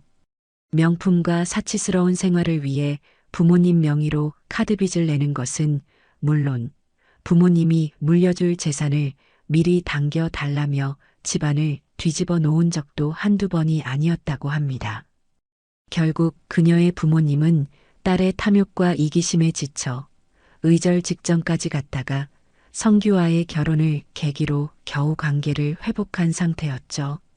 그들은 제 아들 성규가 딸의 나쁜 버릇을 고쳐줄 착실한 청년이라고 굳게 믿고 있었던 겁니다. 모든 사실을 알게 된 저는 보라의 부모님께는 죄송한 마음이 들었지만 동시에 보라에 대한 제 결심은 더욱 확고해졌습니다. 저 아이는 구제불능의 존재라는 것을 다시 한번 확인했을 뿐입니다. 결정적으로 아들 부부의 관계에 균열이 가기 시작한 것은 법원으로부터 상가 건물에 대한 처분 금지 가처분 결정이 내려지면서부터였습니다. 이것은 소송이 끝날 때까지 아들 부부가 건물을 마음대로 팔거나 담보로 대출을 받을 수 없도록 묶어두는 법적 조치였죠. 매달 꼬박꼬박 들어오던 월세 수입도 법원의 명령에 따라 제3의 계좌에 묶이게 되었습니다. 하루아침에 돈줄이 막혀버리자 두 사람의 본성이 드러나기 시작했습니다. 어느 날 밤 저는 성규에게서 다급한 전화를 받았습니다. 그는 거의 울먹이는 목소리로 저를 불렀어요. 엄마, 엄마, 나 좀 살려줘. 무슨 일이냐? 보라가 나를 때렸어. 돈이 안 들어오니까 다 너 때문이라고. 네가 무능해서 니네 엄마 하나 제대로 구슬리지 못해서 이 꼴이 된 거라고 나한테 소리를 지르고 물건을 집어던졌어. 무서워, 엄마. 나 저 여자랑 더는 못 살겠어. 수화기 너머로 성규의 흐느낌과 함께 이 새끼가 지금 누구한테 일러 바치고 있어. 라며 악을 쓰는 보라의 목소리가 희미하게 들려왔습니다. 저는 조용히 눈을 감았습니다. 올 것이 왔구나 싶었어요. 성규야, 내가 마지막으로 기회를 주마. 내가 살고 싶다면 내일 변호사 사무실로 혼자 찾아오너라. 그리고 내가 알고 있는 모든 것을, 김보라가 너를 만나 처음부터 어떻게 계획을 세웠고 그동안 어떤 일들을 저질렀는지 하나도 빠짐없이 사실대로 털어놓아라. 그것이 내가 이 지옥에서 빠져나올 수 있는 유일한 길이다. 다음 날 약속된 시간에 박진영 변호사의 사무실에 나타난 성규의 모습은 처참했습니다. 얼굴에는 긁힌 상처가 나 있었고 눈은 퀭했으며 온몸은 겁에 질린 사람처럼 미세하게 떨리고 있었죠. 그는 저와 박 변호사 앞에서 지난 5년간의 진실을 마침내 털어놓기 시작했습니다. 보라는 처음부터 제 재산을 노리고 성규에게 의도적으로 접근했던 것이었습니다. 결혼 초부터 그녀는 성규에게 저를 어떻게 구슬려서 재산을 빨리 상속받을 수 있는지에 대한 계획을 늘어놓았다고 합니다. 늙은이들은 오래 붙들고 있으면 귀찮아지니 초반에 확실하게 받아내야 한다. 아프다고 앓는 소리를 해서 동정심을 유발해라. 등 입에 담기조차 끔찍한 말들을 서슴지 않았다고 해요. 성규는 처음에는 그런 보라의 모습에 반발했지만 그때마다 보라는 이혼을 무기 삼아 그를 협박했고 성규는 결국 아내의 탐욕에 굴복하여 꼭두각시처럼 그녀가 시키는 대로 행동할 수밖에 없었다는 것이었습니다. 아들의 길고 긴 자백을 들으며 제 마음은 분노를 넘어 깊은 슬픔에 잠겼습니다. 제 아들이 저렇게까지 망가져버린 것을 어미인 저는 왜 더 일찍 알아채지 못했을까요? 하지만 이제 와서 후회한들 무슨 소용이 있겠습니까? 성규의 자백은 모두 녹음되었고 소송을 승리로 이끌 가장 결정적인 증거가 될 터였습니다. 거짓으로 쌓아 올린 그들의 성은 이제 완벽하게 무너져 내리고 있었습니다. 드디어 심판의 날이 밝았습니다. 재판이 열리는 날 아침, 저는 그 어느 때보다도 일찍 잠에서 깼습니다. 창밖은 아직 동이 트지 않아 짙은 남색이었지만 제 정신은 맑게 깨어 있었어요. 지난 몇 달간의 길고 긴 싸움을 끝내는 날이라고 생각하니 긴장감보다는 오히려 비장한 각오가 제 온몸을 감쌌습니다. 저는 옷장 가장 깊숙한 곳에서 남편이 살아생전 제게 선물해준 짙은 회색의 정장을 꺼내 입었습니다. 화려하지는 않지만 단정하고 위험 있는 옷이었죠. 이 옷은 오늘 법정에서 저의 갑옷이 되어줄 터였습니다. 법원으로 향하기 전 박진영 변호사의 사무실에 먼저 들렀습니다. 진영이는 이미 나와 저를 기다리고 있었어요. 그의 눈빛은 그 어느 때보다도 진중하고 믿음직스러웠습니다. 형수님, 오늘 법정에 들어가시면 무슨 일이 있어도 절대 감정적으로 동요하시면 안 됩니다. 저쪽에서는 분명 형수님을 자극해서 이성을 잃게 만들려고 할 겁니다. 그저 굳건한 표정으로 저만 믿고 앉아 계시면 됩니다. 나머지는 제가 전부 알아서 하겠습니다. 알고 있네, 박 변호사. 걱정 말게. 나는 오늘 내 아들과 며느리를 만나러 가는 것이 아닐세. 내 인생을 좀먹던 악연을 끊어내러 가는 것이니 더는 마음 아플 것도 흔들릴 것도 없어. 제 단호한 대답에 진영이는 안심한 듯 희미하게 미소를 지었습니다. 우리는 함께 법원으로 향했습니다. 법원 복도는 이른 아침부터 재판을 기다리는 사람들로 북적였어요. 저는 그 인파를 뚫고 우리가 배정받은 법정의 문 앞에 섰습니다. 잠시 숨을 고르고 안으로 들어서자 차갑고 엄숙한 공기가 제 피부에 와 닿았습니다. 방청석 한쪽에는 이미 아들 성규와 며느리 보라, 그리고 그들의 변호사가 앉아 있었어요. 보라는 저를 발견하고는 날카로운 눈으로 쏘아보았고, 성규는 죄인처럼 고개를 푹 숙인 채 제 시선을 피했습니다. 한때는 세상에서 가장 사랑했던 아들의 초라한 모습을 보니 가슴 한쪽이 시큰했지만 저는 애써 그 감정을 외면한 채 변호인석에 자리를 잡고 앉았습니다. 잠시 후 육중한 문이 열리고 판사가 법복을 입고 들어와 자리에 앉았습니다. 탕, 탕, 탕. 의사봉 소리와 함께 제 인생을 건 재판이 시작되었습니다. 먼저 상대 측 변호사가 변론을 시작했어요. 그는 예상대로 이 모든 사건을 사소한 가족 간의 갈등으로 몰고 갔습니다.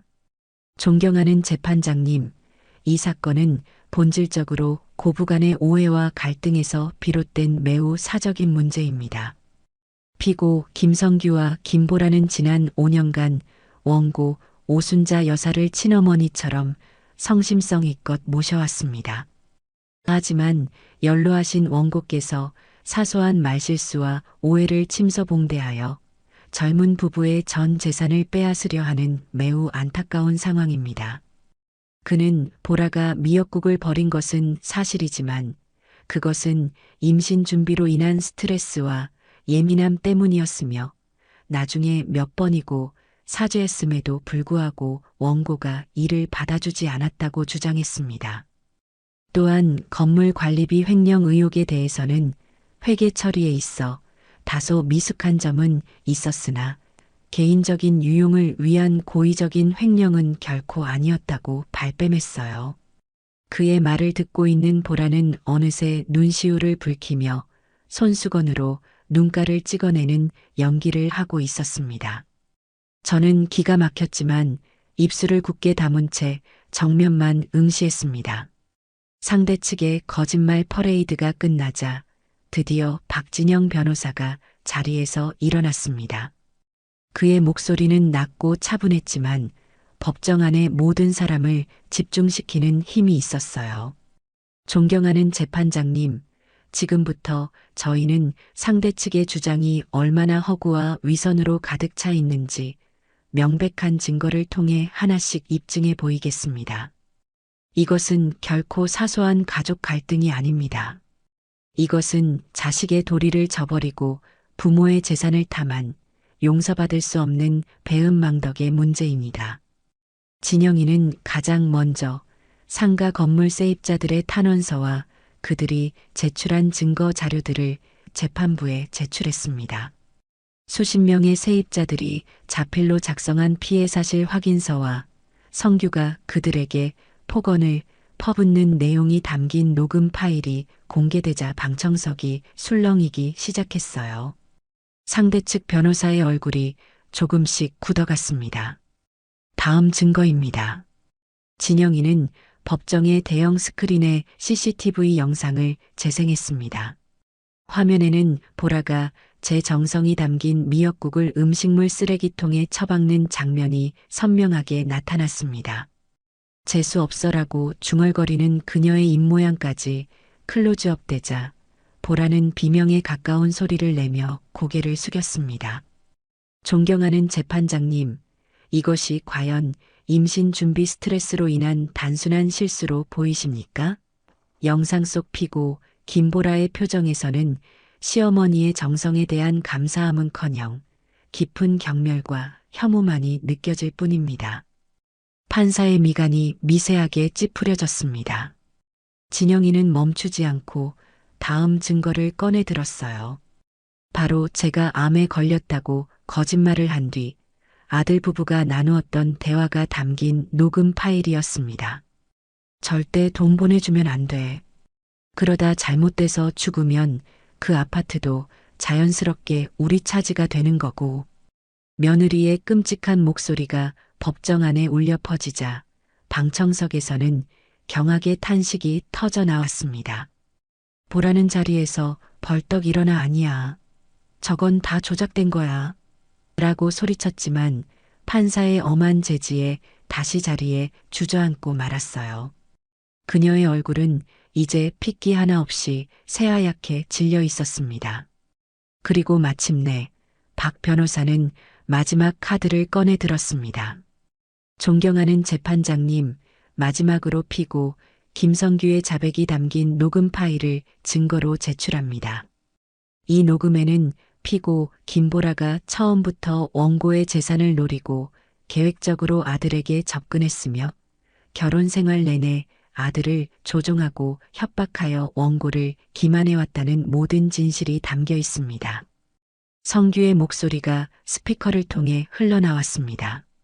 아내의 모든 악행을 낱낱이 고백하며 자신을 살려달라고 애원하는 아들의 비참한 목소리. 성규는 자신의 목소리를 들으며 더 이상 버티지 못하고 오열하기 시작했습니다. 그 순간 이 재판의 승패는 이미 결정된 것이나 다름없었어요. 모든 증거 제출이 끝나고 판사는 한동안 무거운 침묵 속에서 서류를 검토했습니다. 그리고 마침내 자리에서 일어나 판결문을 읽어 내려가기 시작했어요.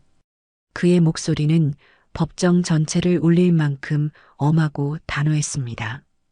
피고 김성규 및 김보라는 증여자이자 어머니인 원고 오순자에게 자식으로서 마땅히 해야 할 최소한의 부양 의무를 다하지 않았을 뿐만 아니라 폭언과 모욕, 기망 행위를 통해 원고에게 깊은 정신적 고통을 안겨주었다.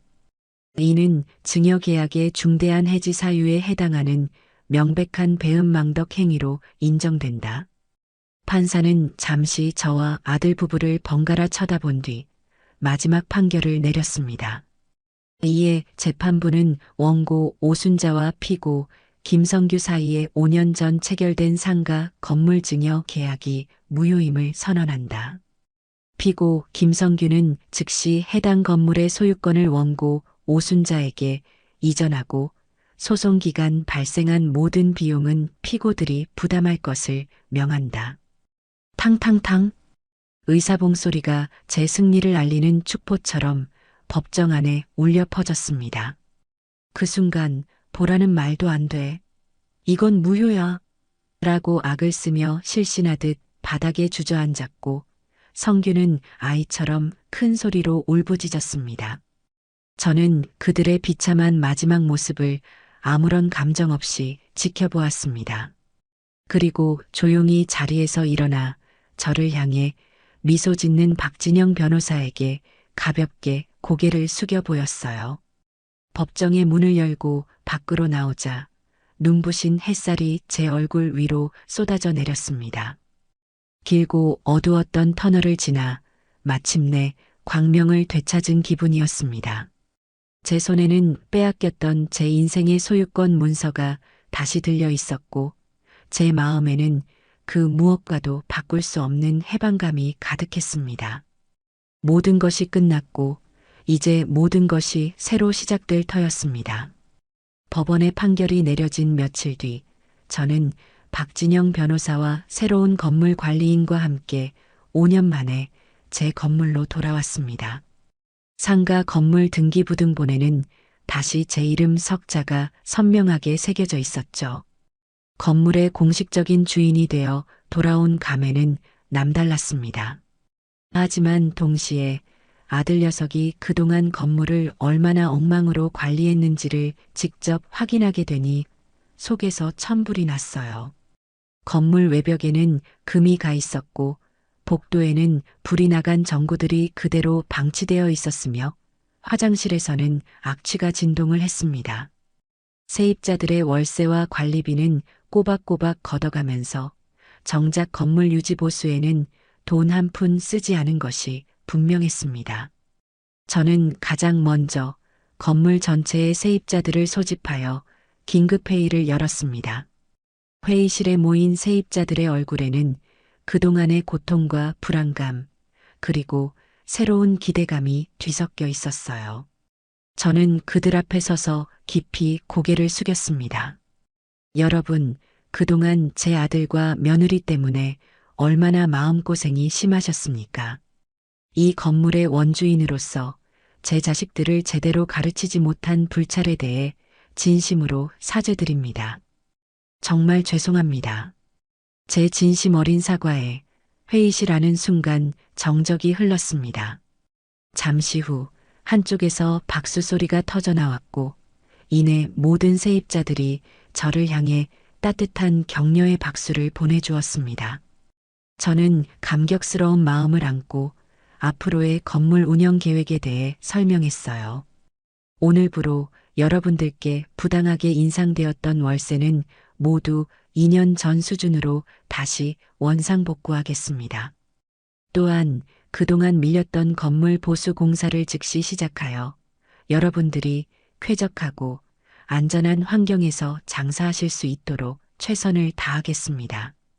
앞으로는 저 오순자가 여러분들의 고충을 직접 듣고 해결해 나갈 것을 약속드립니다. 제 발표가 끝나자 세입자들은 환호성을 지르며 기뻐했습니다. 특히 1층에서 빵집을 운영하던 부부는 눈물을 글썽이며 제게 다가와 손을 잡았어요. 형수님, 정말 감사합니다. 이제야 두 발 뻗고 잠을 잘 수 있겠네요. 형수님께서 돌아오셨으니 우리 상가도 다시 예전처럼 활기를 되찾게 될 겁니다. 그들의 진심 어린 환영을 받으며 저는 깨달았습니다. 진정한 재산은 건물이 아니라 그 안에서 함께 살아가는 사람들이라는 것을요. 아들 부부는 결코 이해하지 못했던 가치였습니다. 그날 이후 저는 매일같이 건물에 출근하다시피 하며 엉망이 된 건물을 하나씩 바로잡아 나갔습니다. 낡은 시설을 교체하고 더러운 곳을 청소하며 세입자들의 민원을 해결해 주느라 몸은 고됐지만 마음만은 날아갈 듯이 기뻤어요. 제 손으로 제 것을 다시 읽어나가는 보람과 성취감은 그 무엇과도 바꿀 수 없는 것이었습니다. 얼마 지나지 않아 아들 부부가 결국 이혼했다는 소식이 들려왔습니다. 모든 재산을 잃고 빈털터리가 되자 두 사람의 관계도 끝이 난 모양이었습니다. 보라는 위자료 한 푼 받지 못하고 쫓겨났다고 했어요. 어느 날 저녁 보라가 예고도 없이 저를 찾아왔습니다. 한때는 명품으로 온몸을 휘감고 다니던 그녀는 초라하고 낡은 옷차림의 얼굴은 절망으로 헬쑥해져 있었죠. 어머니, 저 좀 살려주세요. 제가 정말 잘못했어요. 성규 씨랑도 헤어지고 지금 당장 길거리에 나앉게 생겼어요. 갈 곳이 없어요. 제발, 제발 예전에 저를 예뻐해 주셨던 마음으로 단돈 얼마라도 좋으니 저 좀 도와주세요. 그녀는 제 앞에서 구차하게 애원했습니다. 하지만 제 마음은 얼음처럼 차가워져 조금의 동정심도 잃지 않았어요. 내가 너를 왜 도와주어야 하지? 너는 내게 할망구라며 빨리 죽기를 바랐고 내 아들을 조종하여 내 모든 것을 빼앗으려 했던 사람이다. 너의 그 불행은 모두 너 스스로가 자초한 일이다. 그러니 그 책임 또한 온전히 너 혼자 짊어져야 할 것이다. 어머니, 그리고 다시는 나를 어머니라고 부르지 마라. 나는 너 같은 며느리를 둔 적이 없다. 당장 내 눈앞에서 사라지지 않으면 경찰을 부르겠다.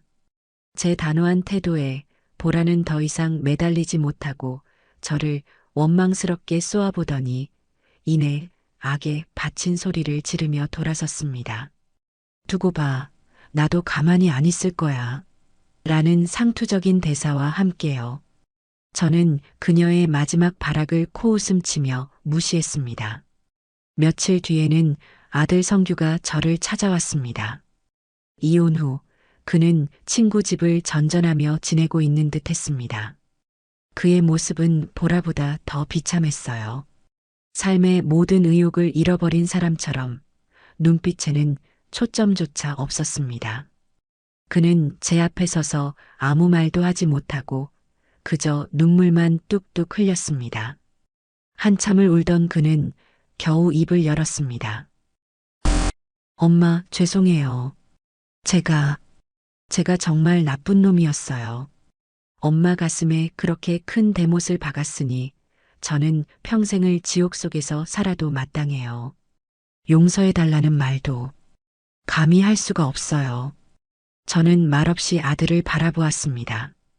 그의 눈물에서 처음으로 희미한 진심이 느껴졌어요.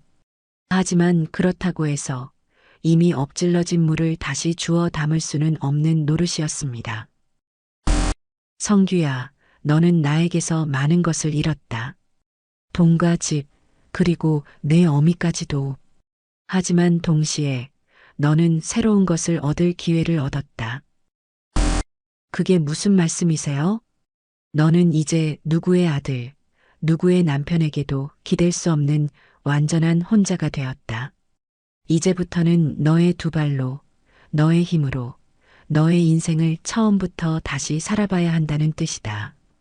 어쩌면 그것이 내가 너에게 줄 수 있는 마지막 선물이자 가장 가혹한 벌일지도 모르지. 저는 미리 준비해둔 봉투를 그에게 건넸습니다. 그 안에는 약간의 현금과 작은 원룸을 구할 수 있는 보증금이 들어 있었어요. 이것이 내가 너에게 주는 마지막이다. 이걸 미천 삼아 땀 흘려 일하고 정직하게 돈을 벌고 내 힘으로 밥을 먹고 잠을 자는 평범한 사람의 삶을 살아보거라. 다시는 나를 찾아오지 마라. 하지만 만약 언젠가 내가 정말로 떳떳하고 성실한 사람으로 다시 태어난다면 그때는 멀리서나마 내가 잘 살고 있는지 지켜봐 주마. 성규는 제가 건넨 봉투를 받아들고 한참 동안 오열했습니다. 그리고는 제게 큰 절을 올리고 말없이 돌아섰습니다. 멀어져가는 아들의 뒷모습을 보며 제 눈가에도 뜨거운 눈물이 흘러내렸습니다. 자식을 가슴에서 도려내는 어미의 심정은 겪어보지 않은 사람은 결코 모를 겁니다. 하지만 저는 후회하지 않았어요. 이것이 저와 제 아들 모두에게 최선의 길이라는 것을 저는 믿어 의심치 않았습니다.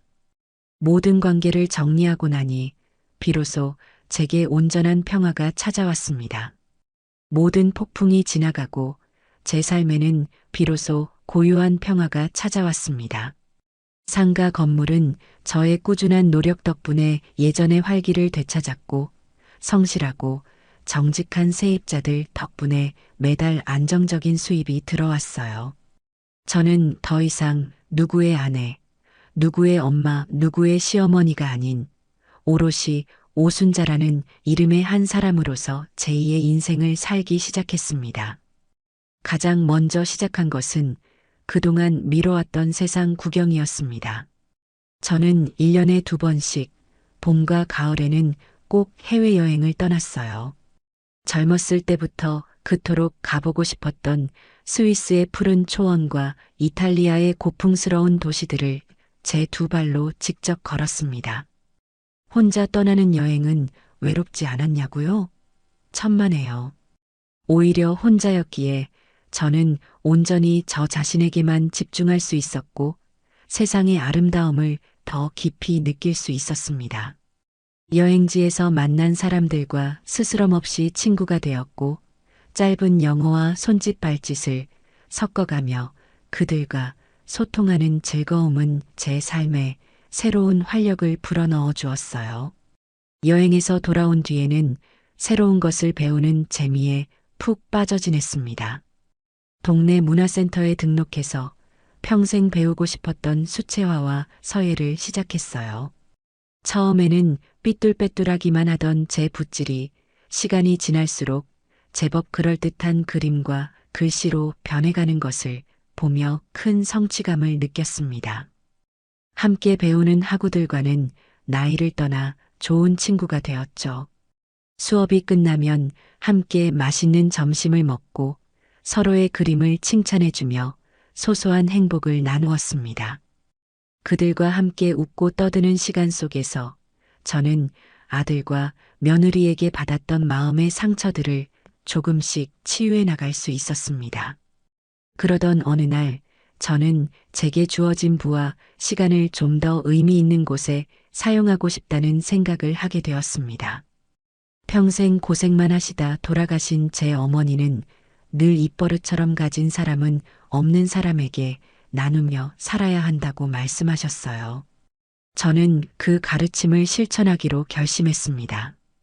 박진영 변호사의 도움을 받아 제 이름으로 된 작은 장학재단을 설립했어요.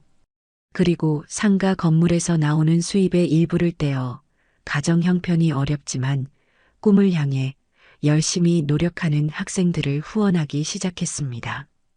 특히 부모의 사랑을 제대로 받지 못하고 자란 아이들에게 더 마음이 쓰였어요. 매년 연말이 되면 제가 후원하는 아이들에게서 감사 편지가 빼곡하게 날아왔습니다.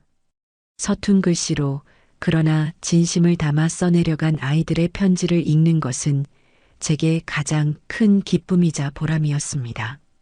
할머니의 도움 덕분에 등록금 걱정 없이 공부에만 전념할 수 있었어요. 나중에 꼭 훌륭한 사람이 되어서 할머니처럼 어려운 사람들을 돕는 사람이 될게요.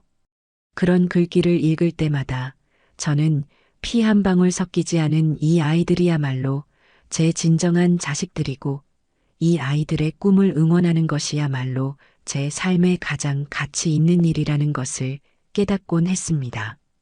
시간은 흘러 소송이 끝난 지 어느덧 3년이라는 세월이 지났습니다. 어느 화창한 가을날 저는 새로 산 사진기를 들고 공원으로 출사를 나갔어요. 단풍이 곱게 물든 길을 따라 걸으며 셔터를 누르던 그때 저 멀리서 익숙한 인형을 발견했습니다. 공사장 인부들 사이에서 안전모를 쓰고 땀을 뻘뻘 흘리며 벽돌을 나르고 있는 사람. 바로 제 아들 성규였습니다. 3년 만에 본 아들의 모습은 많이 변해 있었어요. 값비싼 옷 대신 작업복을 입고 있었고 얼굴은 햇볕에 그을려 검게 변해 있었지만 예전처럼 비굴하고 나약해 보이지는 않았습니다. 오히려 묵묵히 자신의 일을 해내는 모습에서 이전에는 찾아볼 수 없었던 단단함과 건강함이 느껴졌습니다. 그 순간 성규가 잠시 허리를 펴다가 저와 눈이 마주쳤습니다. 아들은 깜짝 놀란 듯 그 자리에 굳어버렸고 저 역시 잠시 당황했어요. 어색한 침묵이 흘렀습니다. 잠시 후 성규는 제게 다가오는 대신 그 자리에서 저를 향해 허리를 깊이 숙여 인사를 했습니다. 죄송함과 감사함, 그리고 자신의 삶을 열심히 살아가고 있다는 무언의 다짐이 담긴 인사였을 겁니다. 저는 그런 아들을 향해 아주 희미하게 고개를 한번 끄덕여 주었습니다. 그것으로 충분했어요. 더 이상의 말도 만남도 필요 없었습니다. 우리는 이제 각자의 삶을 살아가는 독립된 존재로서 서로를 멀리서나마 인정해 준 것이었습니다. 저는 조용히 발걸음을 돌렸습니다. 마음이 이상하리만치 평온했어요. 저는 지금 지중해가 보이는 작은 해변 마을에 와 있습니다. 혼자 떠나온 한 달짜리 여행의 마지막 날이에요. 따스한 햇살 아래 에메랄드빛 바다를 바라보며 지난 세월을 되돌아봅니다. 미역국 한 그릇으로 시작되었던 그 끔찍했던 전쟁. 그 전쟁을 통해 저는 많은 것을 잃었지만 동시에 그보다 훨씬 더 소중한 것들을 얻었습니다. 바로 제 자신의 존엄성과 스스로의 힘으로 행복해질 수 있다는 자신감이었죠. 이제 저는 그 누구도 부럽지 않습니다. 제 인생의 주인은 오직 저 자신이며 제 삶의 행복은 다른 누군가가 아닌 제 스스로가 만들어 나가는 것이라는 사실을 깨달았기 때문입니다. 해는 저물어 바다를 황금빛으로 물들이고 저는 제 인생의 가장 아름다운 황혼을 온 마음으로 마주하고 있습니다. 그래요. 어쩌면 제 인생의 진짜 황금기는 바로 지금부터 시작인지도 모르겠습니다. 저는 아주 오랫동안 행복할 겁니다.